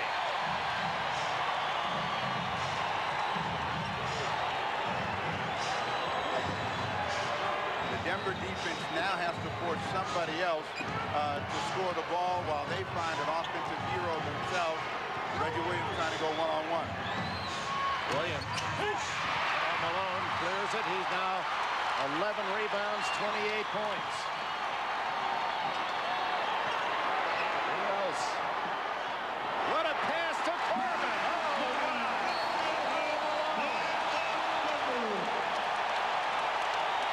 he'll be selling hot dogs in the timeout. That's the only thing he hasn't done. Karl Malone has learned over the years that he is the guy to make the pressure shots for the Utah Jazz. Today, he said, I relish the 7th game and all the responsibilities that go with it. Pounds that big, fat chest and says, I am the man, and I will make all of the plays. And a no-look, easy attitude for Ty Corbin. He is bailing them out this afternoon. He may not have been happy earlier in the week, but he's making a lot of folks joyous now. Well, it used to be the New Orleans Jazz, and a product of Louisiana, Karl Malone has got it jazzed up here at the Delta Center. In the series, averaging 26, he has 28 points, and we still have over 5 minutes remaining in the third quarter, plus 3 assists and 1 block shot. A 15-point lead for the Jazz in the third. Now, what the Nuggets need to try to do is stay close. They want to cut this game back down to single digits by the end of the third quarter of play, and they've got to find one play that will work for them at the offensive end. In previous series, it's been a post-up play. They tried it for Brian Williams. He picks up a foul. Reggie Williams comes out. Robert Pack will come into the game. So they're going small, but they've got Rodney Rogers up front with Tom Hammond. Corbin committed the foul, his first. Each team with 14 fouls now, so they'll be at the line the rest of the way in this quarter. Pack has not scored in the game. Brian Williams, heavy traffic, and makes a tough 5-footer. He has 8. They know they can get a shot against Tom Chambers. That's why Hornacek had to come over to double team. So who's ever guarding Hornacek should be thinking about going to the hoop. Bad pass by Corbin, but it was deflected by Rodney Rogers. Brian Williams has the ability to post up, turned in face, and really worked hard to get this one, but a good, strong effort produces 2 out of the half court. Hornacek gets the 2 at the other end. He has 14. Again, a 15-point bulge for Utah. Hammond's trying to post up, and this has been a play that's been effective, but he couldn't control Ty Corbin. Corbin stole it. Corbin at the other end. Scores! Utah by 17.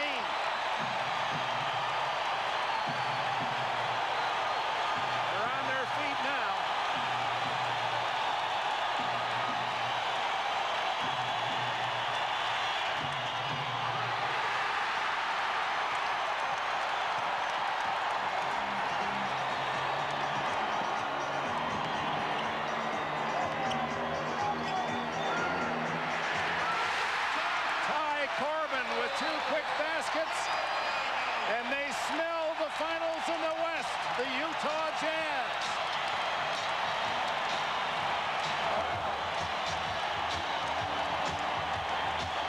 Ty Corbin gets around Tom Hammond, and that starts the transition opportunity. He just leaves it out for him with his foot speed and quickness, and he's able to get the quick score. And then it's Karl Malone feeding Ty Corbin again, or excuse me, after they got the ball around to the top of the key from Tom Chambers, and Corbin free and easy now after a tough first half. He's got 6 in the third quarter of play.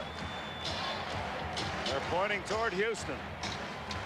3:45 left in the third, and an interesting aspect of this game is the way the Jazz, as they did all season long, have protected the ball. They allowed less steals than anyone in the league. They were second to Cleveland, least number of turnovers, and they've committed only 2 turnovers today.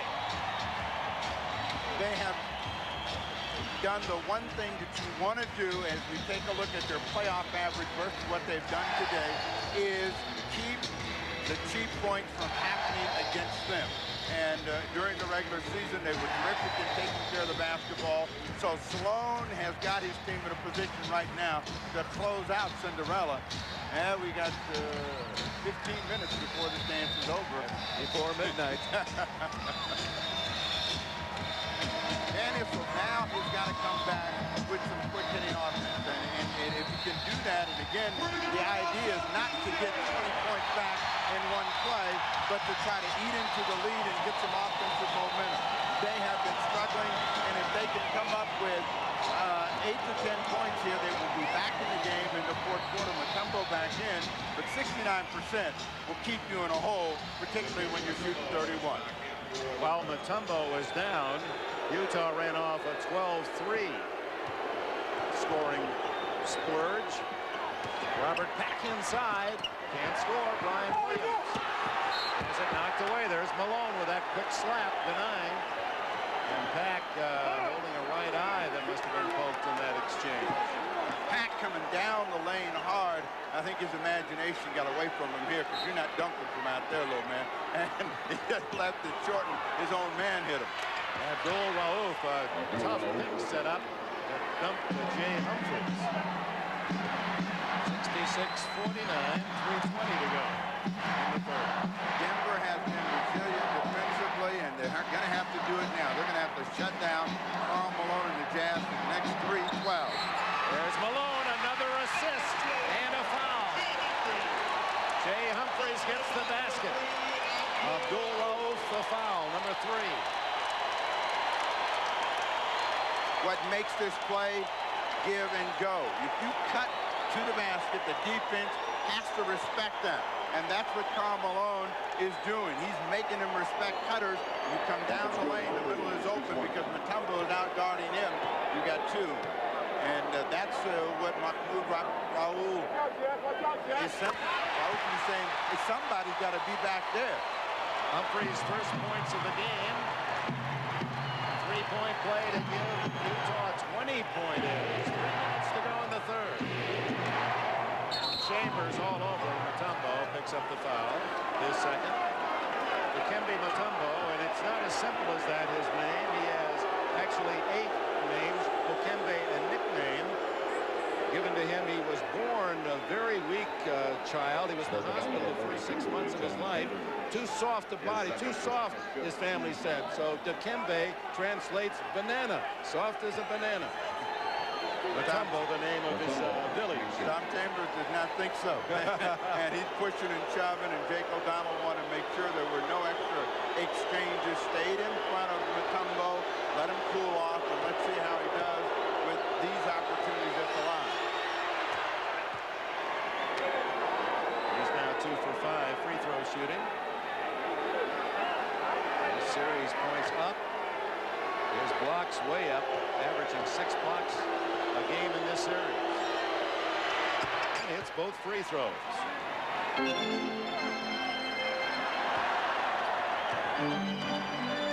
Stockton on the bench for Utah. Humphries running the show. Set inside. Jeff Hornacek, the man acquired after the All-Star break from Philadelphia, chipping in with 16. He's a key cog in Utah's thrust toward the Western Finals. Reggie Williams for Trey off the rim, and Brian Williams to Pack.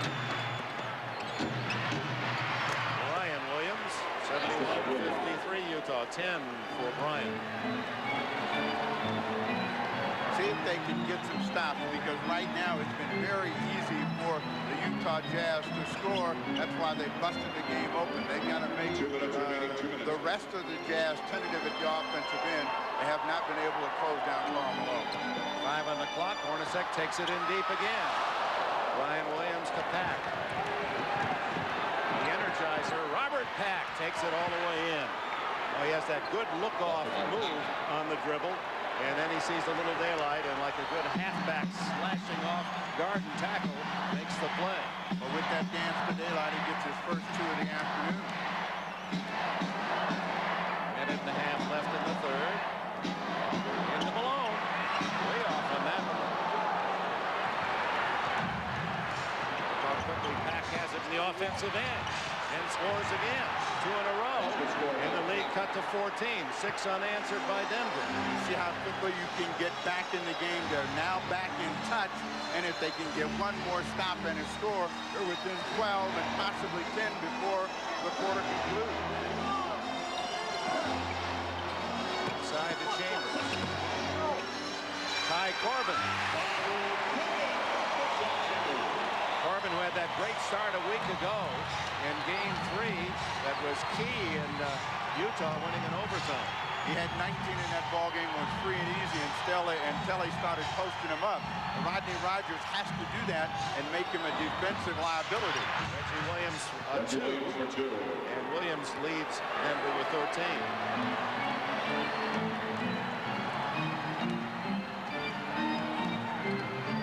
2-second difference in the clocks. Malone outside. Oh! It's going to be a block against Denver as Malone crashes into Reggie Williams, who picks up the foul. Number 3.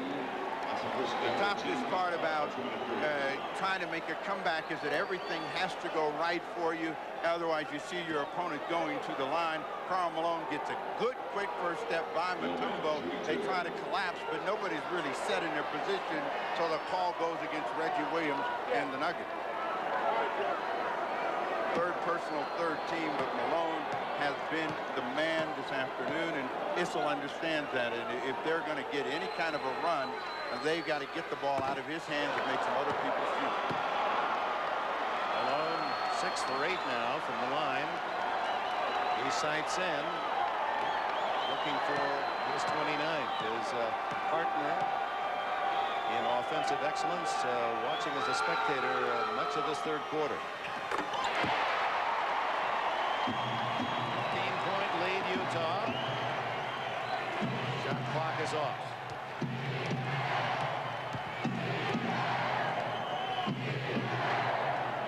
Mack in this situation is going to try to bust down the lane, create some sort of penetration.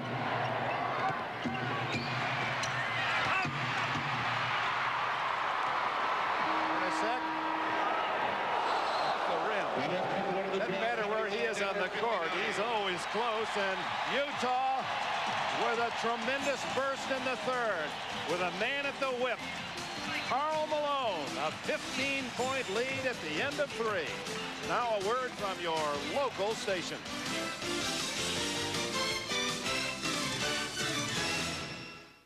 Hi, Rod Hundley here for Upper Limit Fitness Warehouse. When I bought my fitness equipment, I came to Upper Limit for the unbelievable warehouse prices and selection. Besides that, they're the fitness experts. Nobody knows fitness like these guys. And the equipment, you gotta love it, baby. Come on in to Upper Limit at 815 West 2400 South in Salt Lake or 1345 South State in Orem and see the exercise equipment experts. And remember, just like the Jazz, they're your coaches too. Will Mormonism become the next great world religion? Sunday night on Take Two. This copyrighted telecast of the National Basketball Association may not be retransmitted, reproduced, or rebroadcast without the express written consent of the NBA. 15-point lead for the Jazz. NBC presenting NBA and unlimited expenses during the playoffs. Last week we had the Gorilla in Phoenix. Who's our mystery cameraman today? Well, he does do it all, doesn't he? John Stockton back on the court. 2 points and 6 assists today. And now it's a matter of not making mistakes. A big, big lead at home for Utah.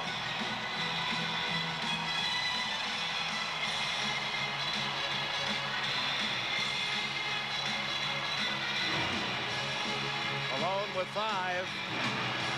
Rattles out, and Reggie Williams has it for Denver, and Pack on the run.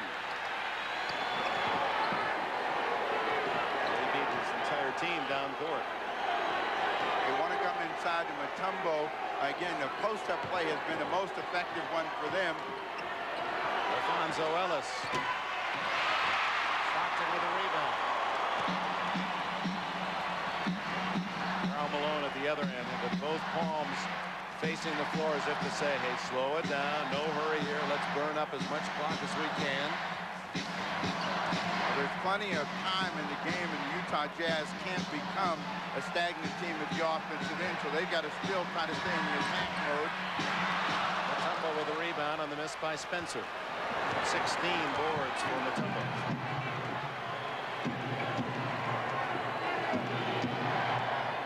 Reggie Williams. Stockton out of the scramble with the ball as Corbin hit the deck. Ty Corbin had a big third quarter, 8 points.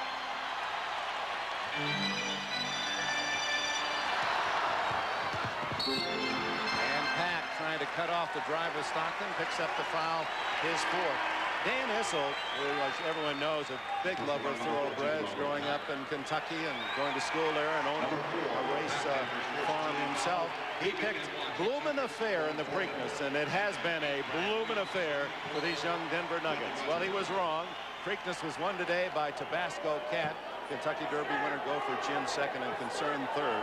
So maybe it's a symbol of the day. The Blumen affair didn't get on the board at Pimlico, and it's going to take a real miracle now for this wonderful playoff life of Denver to continue. They need to have some pressure on the basketball and make the Jazz shoot the ball under pressure from the outside. They haven't given up a lot of offensive rebound, but Felton Spencer comes up with a big catch and throw back out. No scoring yet. We played over 2 minutes of the fourth quarter.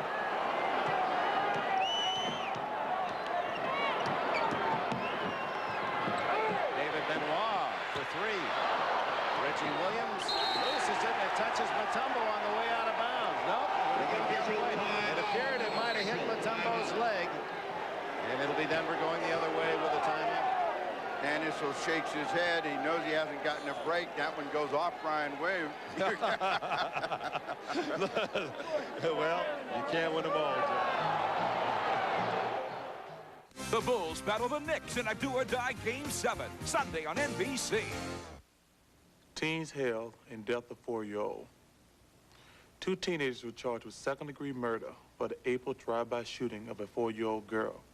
The girl was in her living room getting ready for bed when a bullet pierced the front window and struck her in the head. She died instantly. This incident marked the 10th homicide in Phoenix this year involving juveniles. Participate in the lives of America's youth.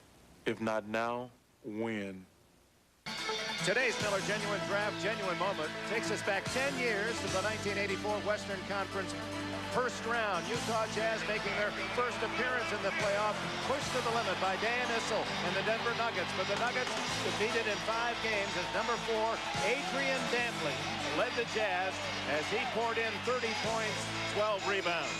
In recognition of this moment, Miller Genuine Draft donates $1,000 to the Thurgood Marshall Scholarship Fund. Dan Issel's team winning 6 games at the verge of elimination. That's an all-time playoff record. And if they're to keep that going, they've got to have Reggie and the Miracles do something good. They get a call against Jay Humphries to try to get it started.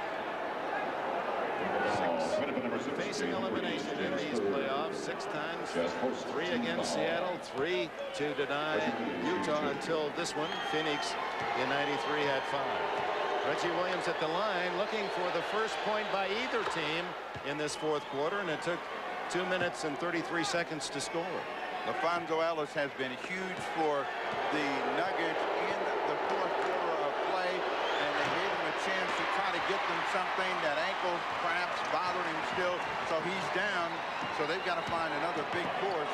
Reggie has been 50% from the line this afternoon. Stockton, beautiful pass to Felton Spencer. And a foul. Spencer almost ripping down the backboard. Reggie Williams has his fourth. Stockton, with no pressure on him, has the ability to see people cutting to the lane. Not much contact there, but the foul goes against Reggie on the way up as he got the arm closest to the basket. Felton Spencer play. And the lead is back to 17.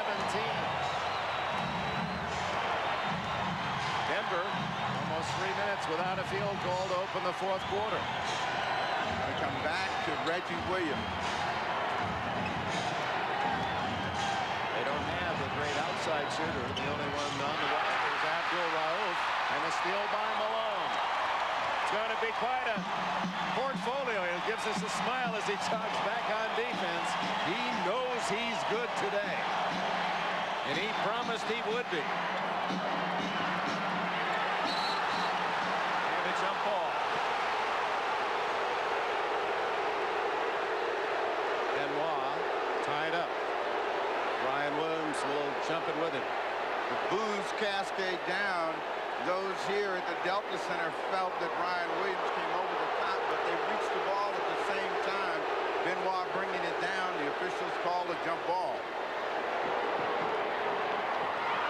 Robert Pack, he's the fastest and gives it to Stitt. And what a play by Jay Humphries.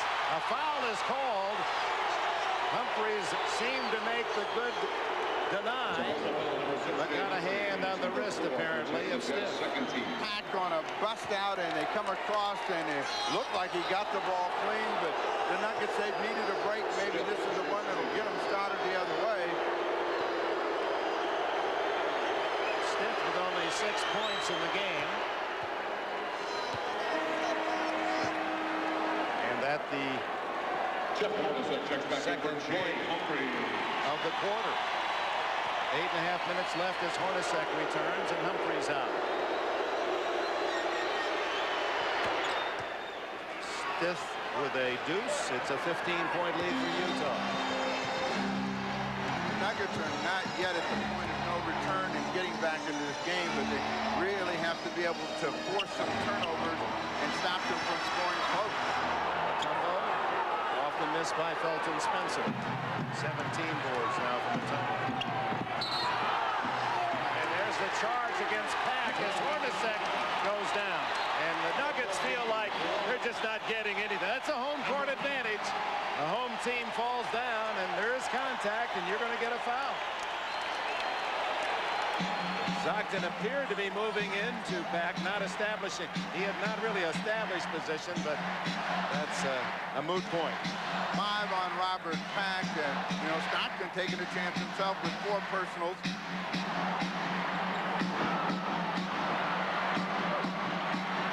Oh, no traveling.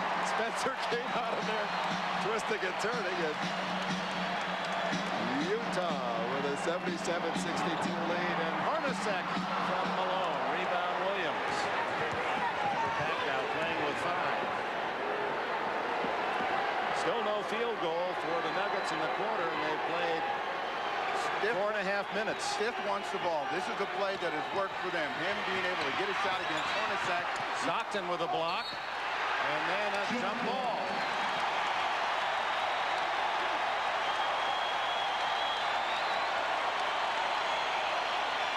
Stiff right here. He thought he was going to be able to overpower him, but it was a big play by Stockton from the rear. Got it back, and it fell to Spencer, who tied him up.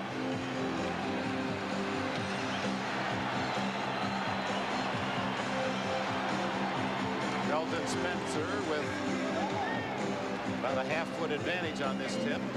But Stiff able to bat it out to Reggie Williams. The Nuggets opening the game had great difficulty in scoring, and so it is in the fourth quarter. And Mutombo throws it away as Pack gets knocked down. The pass goes right to Benoit. And Issel's wondering, will I get a whistle? Yeah, he's saying the Lucky Brown suit has run out.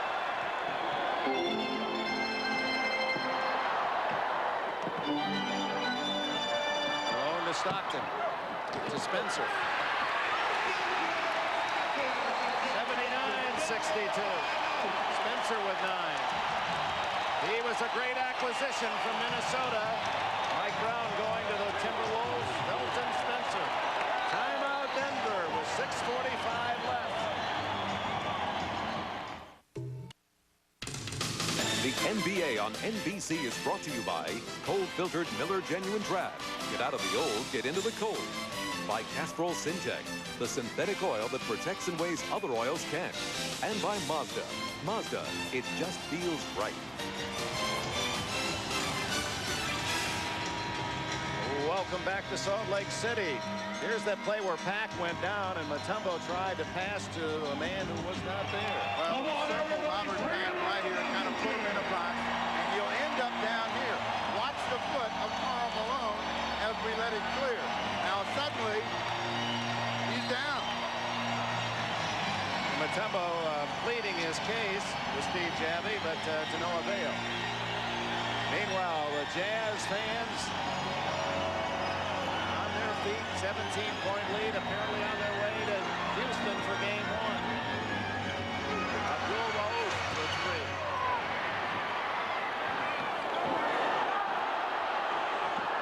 Malone bats it away, and he hustles down court.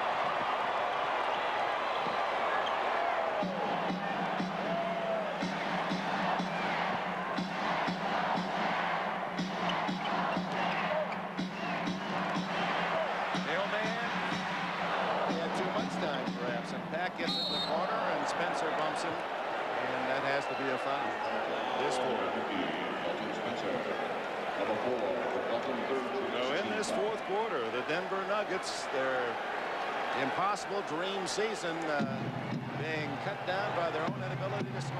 They haven't hit a field goal. That has been the storyline of this ball game. They just have not been able to get it up and down from the perimeter, and the Utah Jazz are willing to give them all of those shots. They've been able to get second opportunities. Brian Williams almost got himself one there, but Benoit controlled.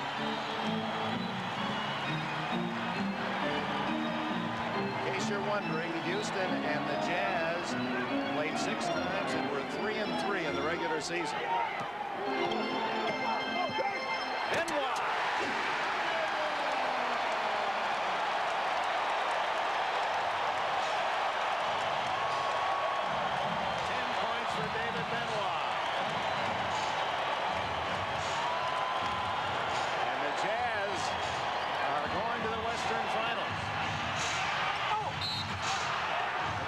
Draws a foul. Karl Malone made it easy for these guys to become loose, and he made the big plays early. Now they're having fun as you get a great feed and a big throwdown and a celebration between Felton Spencer and David Benoit. Yeah, they've been watching NBC. They kind of like that Indiana Pacer routine.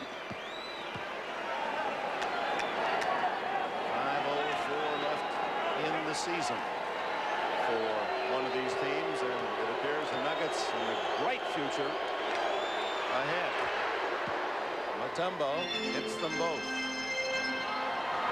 points in the game. Mutombo to go with 17 rebounds. They have not made the Jazz make mistakes with the basketball, and you see Sloan is telling his team, work the clock, use all of that, and then go through Karl Malone. They go to a 2-man game. Stockton throws it away. A rare turnover by Stockton. It's Brian Williams going the other way and scoring around the bonus. That's the first basket. It comes with 7.5 minutes played in the fourth quarter. A 7.5-minute field goal drought for Denver. And the bad thing is the shots have been there. It hasn't been such great defense. The crowd does not like this call. It goes against the Jazz. Hornacek couldn't control it. Robert Peck made the defensive play.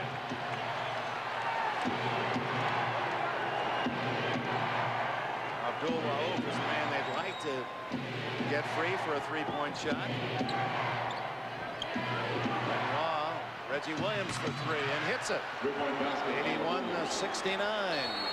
A final cry offensively from the Nuggets, who have scored 5 unanswered. To cut into the Utah lead, it's 12. Well, if they're going to go out, they're going to go out making everyone realize that this is a tough, gritty team.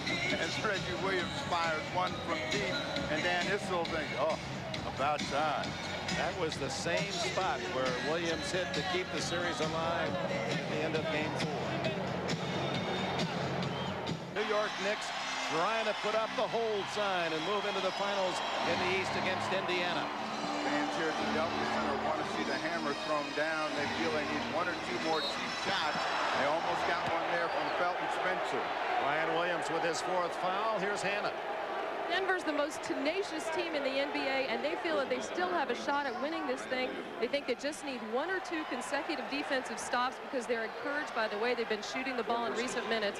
One note, though, they will definitely be without LaFonso Ellis for the rest of the game. He's unable to play on that sprained left ankle. Dick? And that's a bad loss, a tough loss for Denver. And LaFonso Ellis had scored 40% of his total in the entire playoffs came in the fourth quarter.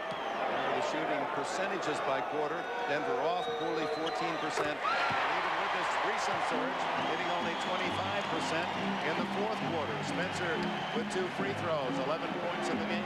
It's a bad sign when Felton Spencer has got 7.25. Karl Malone hasn't scored. You're not making a big dent in that lead. Mahmoud. He hits inside the line, 83-71.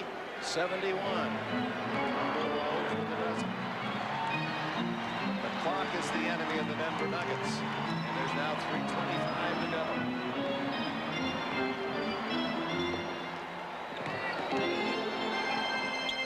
Malone just inside the line. Reggie Williams with a rebound, and here comes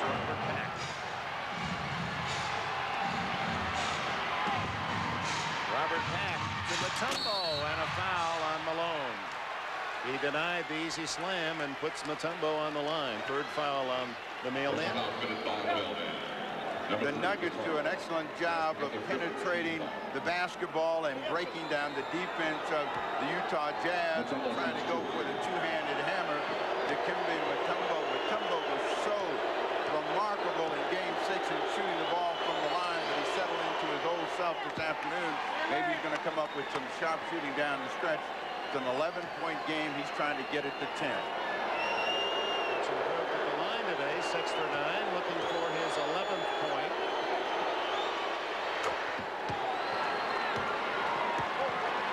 .73, a 10-point lead with 3 minutes to go.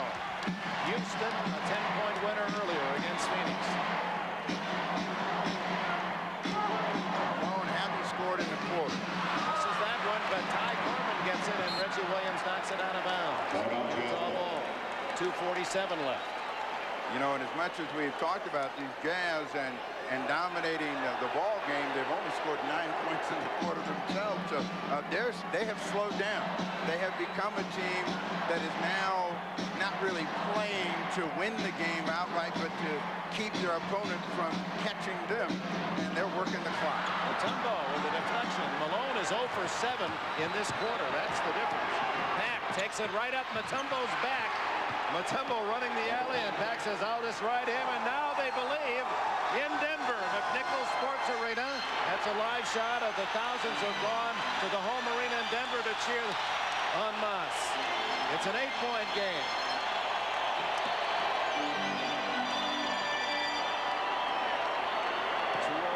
Left. They've become tentative again. The clock is at 4. Stockton. Over Brian Williams. Back to a 10-point advantage. Less than 2 to go. Timeout, Denver.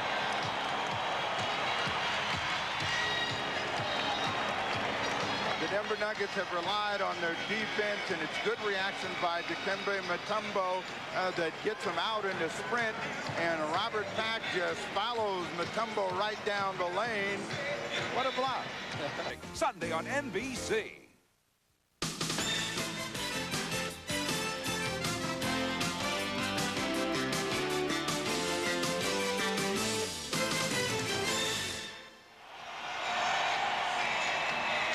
Welcome back. Denver, as has been the case in winning the last 3 games, outscoring Utah in the 4th quarter. They led by a total of 20 in the last 3 games, and another +6 today. But will it be enough as time runs out on this Cinderella playoff run by the Denver Nuggets? They wanted to try to get a 3-point attempt coming out of that huddle, and they're working against a real tenacious defense. Reggie Williams can't hit the 3. Brian Williams gets it back. And Malone caught reaching in, his 4th foul. You knew it. Checks the clock. 1:43 remaining. Number 4 for Carl. Well, Denver at the line, and you have to wonder what if they had been more successful there. 19 for 31 in the game. They trail by 10. Williams is 2 for 2.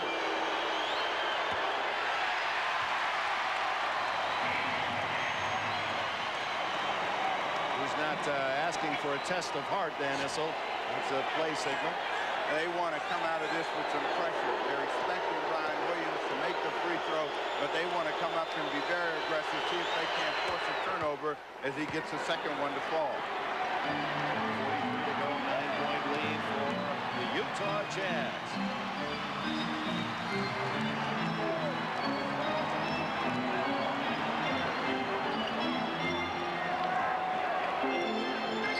Malone inside, scores.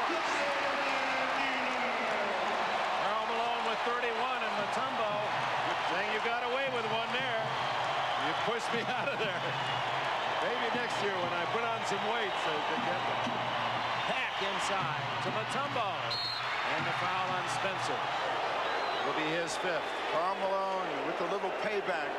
Dikembe Mutombo has shut down the middle on a lot of occasions. Malone gets this one and then gives him a little of his own medicine. No way. He said, "I'll get you back." Well, Karl Malone told us a week ago, though, if the Jazz go on to win the championship. He's through. Now, we saw Charles Barkley has changed his message already. Charles Barkley did not go out on the note that he'd like to, and certainly he wants to win a championship. That's the driving force for Karl Malone. He has said that when he wins a championship, he'll be through.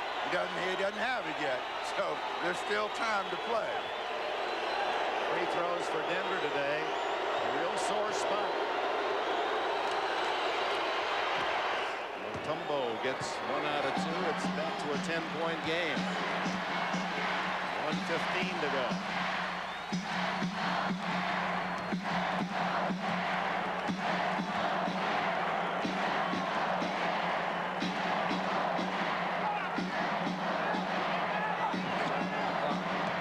Hornacek over Brian Williams. Hits! 89-77.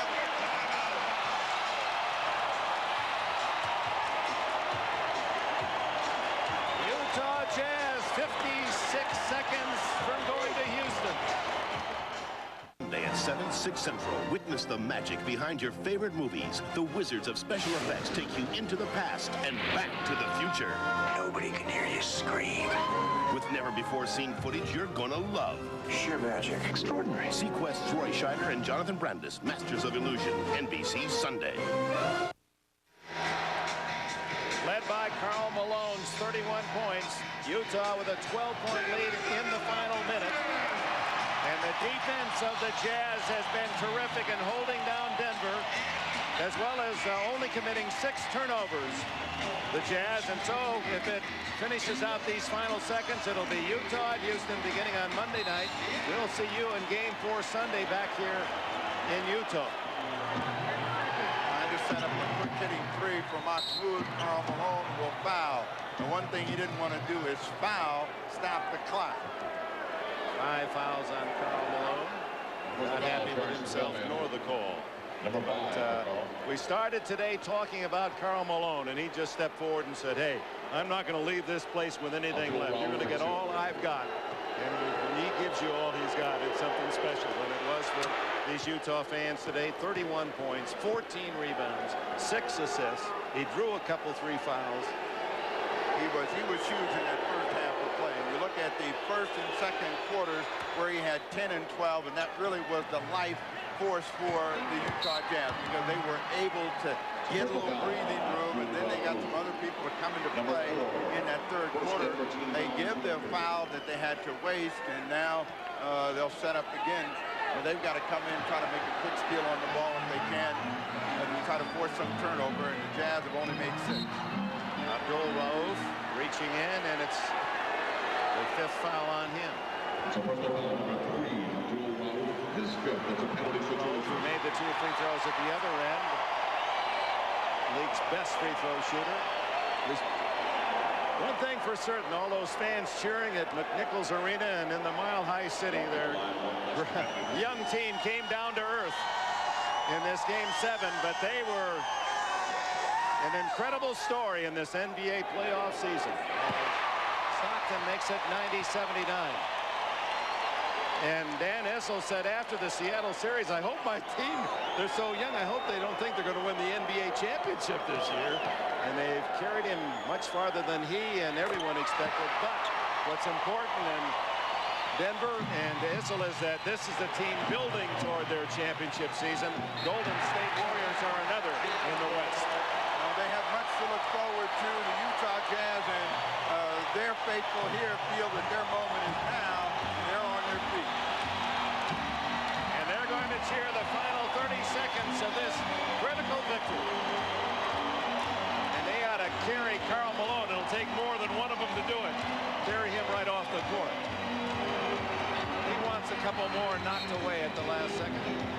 There was an 18-wheeler when it turned that corner. He had a full head of steam up, and he was thinking about throwing it down for a finale. But it has been a huge, huge afternoon for Malone. Malone turned that corner, and he's got a date with the dream. That's a nightmare in the middle. One dream ends here. Denver's in Utah, and a dream, personal dream, awaits down at the summit in Houston. Robert Papp. Sensational dunk. We've seen that throughout the playoffs, and that's something for fans to look forward to next year. Stockton will hold it. Utah has won this semifinal series, and Karl Malone the hero.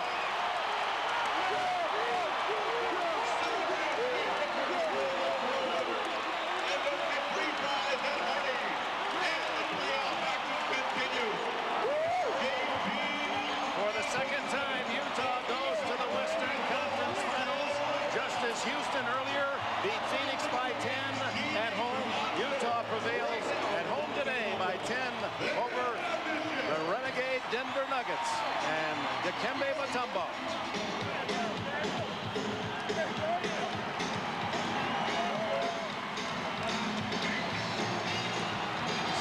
Rebounds from Mutombo. Here's the star of the day, Karl Malone with Hannah Storm. Karl, what did you say to Dikembe Mutombo just now? It's been a great game, and they played hard, and they played the whole game really hard and clean, and you don't see that a lot. We were watching a lot of stuff that was going on in the East, and over here everybody playing really physical and hard and not trying to hurt anybody. So it was a nice game for us. It was a huge win for us. Karl, you said that this was the game of your career, but it was a tough week for you. You had struggled offensively. You had a public feud with the owner of the team. How did you put all that aside and come out and dominate the way you wanted to? Well, I've had a lot of things happen to me in my life, and I've always been able to believe in God and bounce back. And my family, my mom, my wife, and kids, everybody been real supportive. And it's going to take a hell of a lot more than that to upset me when I know what I want in life.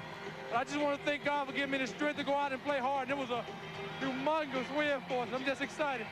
Not too much time to stay excited, though, because coming up, you've got Akeem Olajuwon and the Houston Rockets. You've already faced a dominant shot-blocking force in Dikembe Mutombo. Will that experience help you? Well, it will definitely help me. We don't have long to celebrate. Houston's going to be ready for it. But the main thing is we're going to the conference final, something we haven't did in a while. They're going to be ready for us. But the main thing is for us to keep our composure. And we got new life. So hopefully we can go in there and get the job done. But it's a huge win for us. Going to the conference final for the second time in your 9 years here. Congratulations. Karl, let's go back to Dick. Houston and Utah were 3-3 in the regular season. It promises to be a great Western final beginning on Monday night. NBC's Game 4 on Sunday, and then prime time the following week if it goes on. And don't forget tomorrow, fans, the Bulls and Knicks square off in the final Game 7 of their series. Karl Malone says you'll have to wait your turn, Dikembe. It's Utah going to Houston. Upon a star, makes no difference who you are. Karl Malone, you've just led the Utah Jazz to the NBA Western Conference Finals. What are you going to do next? I'm going to watch Jazz Update with Dave Fox. Yes, it's time for another Jazz Update. Welcome to the Delta Center where the celebration is on. The Jazz have finally, after 7 games, gotten rid of the Denver Nuggets. Your final score, 91-81. The Jazz now move on to the next round. Houston is coming up. They will begin that series on Monday night. Let me take you to a few of the highlights and show you what happened tonight. What a great contest. This is one where the Jazz really were pretty much in control throughout this ballgame, although in the early going, everybody was just a little bit tentative. Among the folks who played real well, Karl Malone, look at the nice slam dunk. Karl had 31 points, and he got a great performance from his fellow Jazzmen. Look at Stockton finding Karl wide open right there, manages to get in the ball. Karl would hit another one. The Jazz stretched the lead in the fourth quarter. They were up at one point by as close as 20, many as 20 points, and they end up winning it 91-81. The Jazz are now moving on to the next round, and let me bring in Tom Nasalki. Tom Nasalki, come on over here, is going to join us and give us some insight as to what's been going on here in this series. And first of all, Tom, I would think in that Jazz locker room, as Karl Malone wakes his way out, there must be a feeling of relief, if nothing else. Dave, that's exactly right. The Jazz were the team under the pressure. Denver wasn't even expected to get in the playoff. This was a tough one tonight, and it came through. Now they have to play Houston. This was an exhausting series. In fact, a few players, although most of them said, hey, we're okay, a few players alluded to the fact that, hey, we're a little tired. How does this affect them as they now have to play Houston? Going to be very, very difficult because they have to open up at Houston. Houston's got a great ball club, won a big one today, but they'll worry about that tomorrow. Let me go back to some of the highlights and show you a few more of those here. In the second half, the Jazz actually took an 8-point lead at halftime, and they just kept the pressure on in the second half. Karl Malone saying, give me the ball. I want the basketball. Felton Spencer, a nice slam dunk. And right now, here in the Delta Center, a huge ovation as you see him all celebrating for that man. If we can get you a quick live shot, as Karl Malone involved in his post-game interview with Hot Rod Huntley. And the celebration continues, and it will, because the Jazz are in the finals for the first time in 2 years. And with me right now is Scott Layden. And Scott, I just talked to Coach Nasalki about this as well. I would think one emotion that everyone has to be feeling right now is relief. This was a tough series. It was a great series. I think you got to give Denver a lot of credit. They came out, they never quit. They just stayed after us. And I think this is good for basketball. The number 8 seed upsets number 1, and then 5 and 8 have wars together. So it's good for basketball. Now our focus is on Houston. Hopefully we can do something there. And the number 8 seed takes number 5 to a 7th game, and then number 5 wins it. That's the way it's supposed to finish, right? Well, you know, it's great for us. I mean, it's one of the big wins in franchise history. And we need this for the franchise. It's good for our guys. Hey, our guys have hung in there a long time. Malone, Stockton, you know, these guys have been with the team a long time. They're ready to move on. Let me ask you about the Houston series. It's 3-3 regular season. You both have been able to win at each other's buildings. I don't know if home court's even a factor in this one. Well, I think we saw in the Houston-Phoenix series that home court was no factor at all. Although home court is important when you're in the last game. That's why home court was so important today for us, so important today for Houston. And the numbers are incredible. Very few teams come in on the road and win Game 7. So that's what the home court's all about. You want to get down and steal one down there, I'll bet. Well, that's the case. You got to go down there, and we'll have confidence. It's going to be a great series. Houston's a fine basketball team. They're well coached. Rudy Tomjanovich does a great job. Jerry Sloan, how about this guy? Does a super job. I mean, you can't say enough about him. I know around the country he's unknown, but terrific coach. Thanks, Scott. See you in Houston. All right. Thanks, Dave. Scott Layden, the Jazz winners here. I want to take you outside right now because the celebration isn't just in this building. It's citywide. So let me take you outside right now where our Kristen Allred is standing by, and she has been covering some of the celebration and some of the activities that have been going on. And, you know, there were some 20,000 fans in this building, but now there's probably 5,000 or 6,000 left, so the celebration is continuing. And we'll go out to Kristen now. Kristen? Dave, that's right. This was a huge victory for the Jazz, and it's a huge victory for the Jazz fans. They're elated. They've been waiting 3 games for...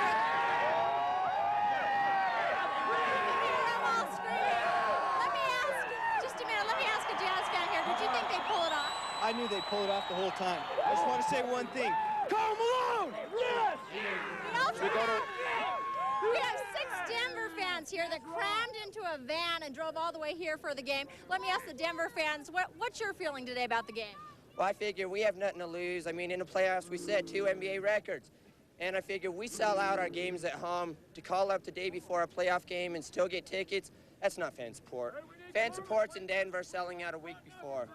The Denver fans here. We're the best. A lot of Denver fans, Jazz fans. I don't know if you can hear me, Dave. Behind us over here, there are already hundreds of people lining up for Houston tickets. And these fans are on their way to that line at this point. Back to you, Dave. Back here in the Delta Center, you can barely hear Kristen over there, but with all that celebration. But that's what's going to happen here. You remember, folks, 2 years ago when the Jazz went to that Western Conference Final against Phoenix, the town just went crazy, and of course so did the Jazz. They lost that series in 6 games, but I really think this year the series is a little bit more evenly matched. Karl Malone getting a round of applause from the fans here. We're going to take a brief timeout here from the Delta Center, and we'll come back more with some more reaction and some more celebration. The Jazz win it 91-81. We'll be right back with our post-game wrap-up. Welcome back to the Delta Center. Karl Malone's lovely wife, Kay, joins me now, and I'll bet I've been asking everybody this. Everybody's got to be a little bit relieved because the Jazz were pushed. But I'll bet you and Karl definitely are relieved now. Oh, the house is going to be nice and quiet. Not so intense, but, you know, he woke up this morning and looked at me and said, we're going to win. So as soon as he said that, I knew we were going to win. So I went down fourth quarter because I was so nervous, and I looked up at the score, and they won. But when did you know tonight? We've seen the Jazz have these leads, and then they lose them. When did you start feeling comfortable tonight? Oh, I felt comfortable when he told me this morning they're going to win. Because then I said, good, then he won't be the butt like he has been for a week. So now, it's not over yet. Got a few more weeks of this and maybe even longer. What about Houston? What do you think about that one? That's going to be tough, but, you know, he has his mind in perspective that, you know, he said he just has to go game by game and see what happens. But the team is working as a unit, and I think they're going to win. You're going to send him out fishing? That seemed to work last time. No, I had a guy come over and give him a massage last night, so I think that helped. That's the key. Yes. Kay, thanks for being with us. I appreciate that. Congratulations.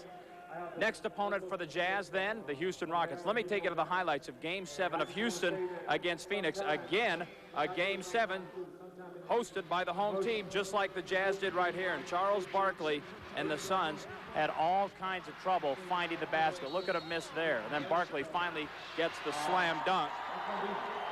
Barkley obviously relieved to get that one, but oh my goodness, it's tough to stop the inside game of the Rockets. That was Hakeem going in for the dunk. Then he falls down. Very physical game and pushing and shoving. Look at Barkley getting into it right there. But Houston would go on to win this thing. The Rockets just could not be stopped. And so that brings up the Rockets and the Jazz. And again, Tom Nasalki with us. You spent a lot of time working with those Rockets down there, so you know all about them. Tell me the differences you see in that series versus this one. You know, the Jazz were up against a number 8 seed. Now they climb all the way up to a number 2 seed. This is going to be a tougher battle, don't you think? I think the big thing, Dave, is the job that they do on Olajuwon. It'll be interesting to see if Malone will play Olajuwon in this particular series, but everything that Houston does goes through Olajuwon. Everything that the Jazz does goes through Karl Malone. When they play Denver, and you talk about them being a number 8 seed, do you get the sense that perhaps it's not a good enough test for Houston? I mean, have they had an opponent that is so easy that Houston, and yet they were tough on the Jazz? Oh, I think that Denver played very, very loose basketball up until this game. They tightened up a little bit coming here in the 7th game, but I think they felt they had nothing to lose. They weren't even expected to get in the playoffs. It was a big surprise they beat Seattle, and then coming here, they figured, hey, let's just go out and play and see what we do. And they've got some good young players, but they don't have a Karl Malone or a John Stockton. And, of course, Hornacek's really stepped up in this particular series. All right, Tom, let's take a quick look right now at the season series then. It was split 3 games apiece, and we have some highlights. In fact, we have a story here that kind of recapped the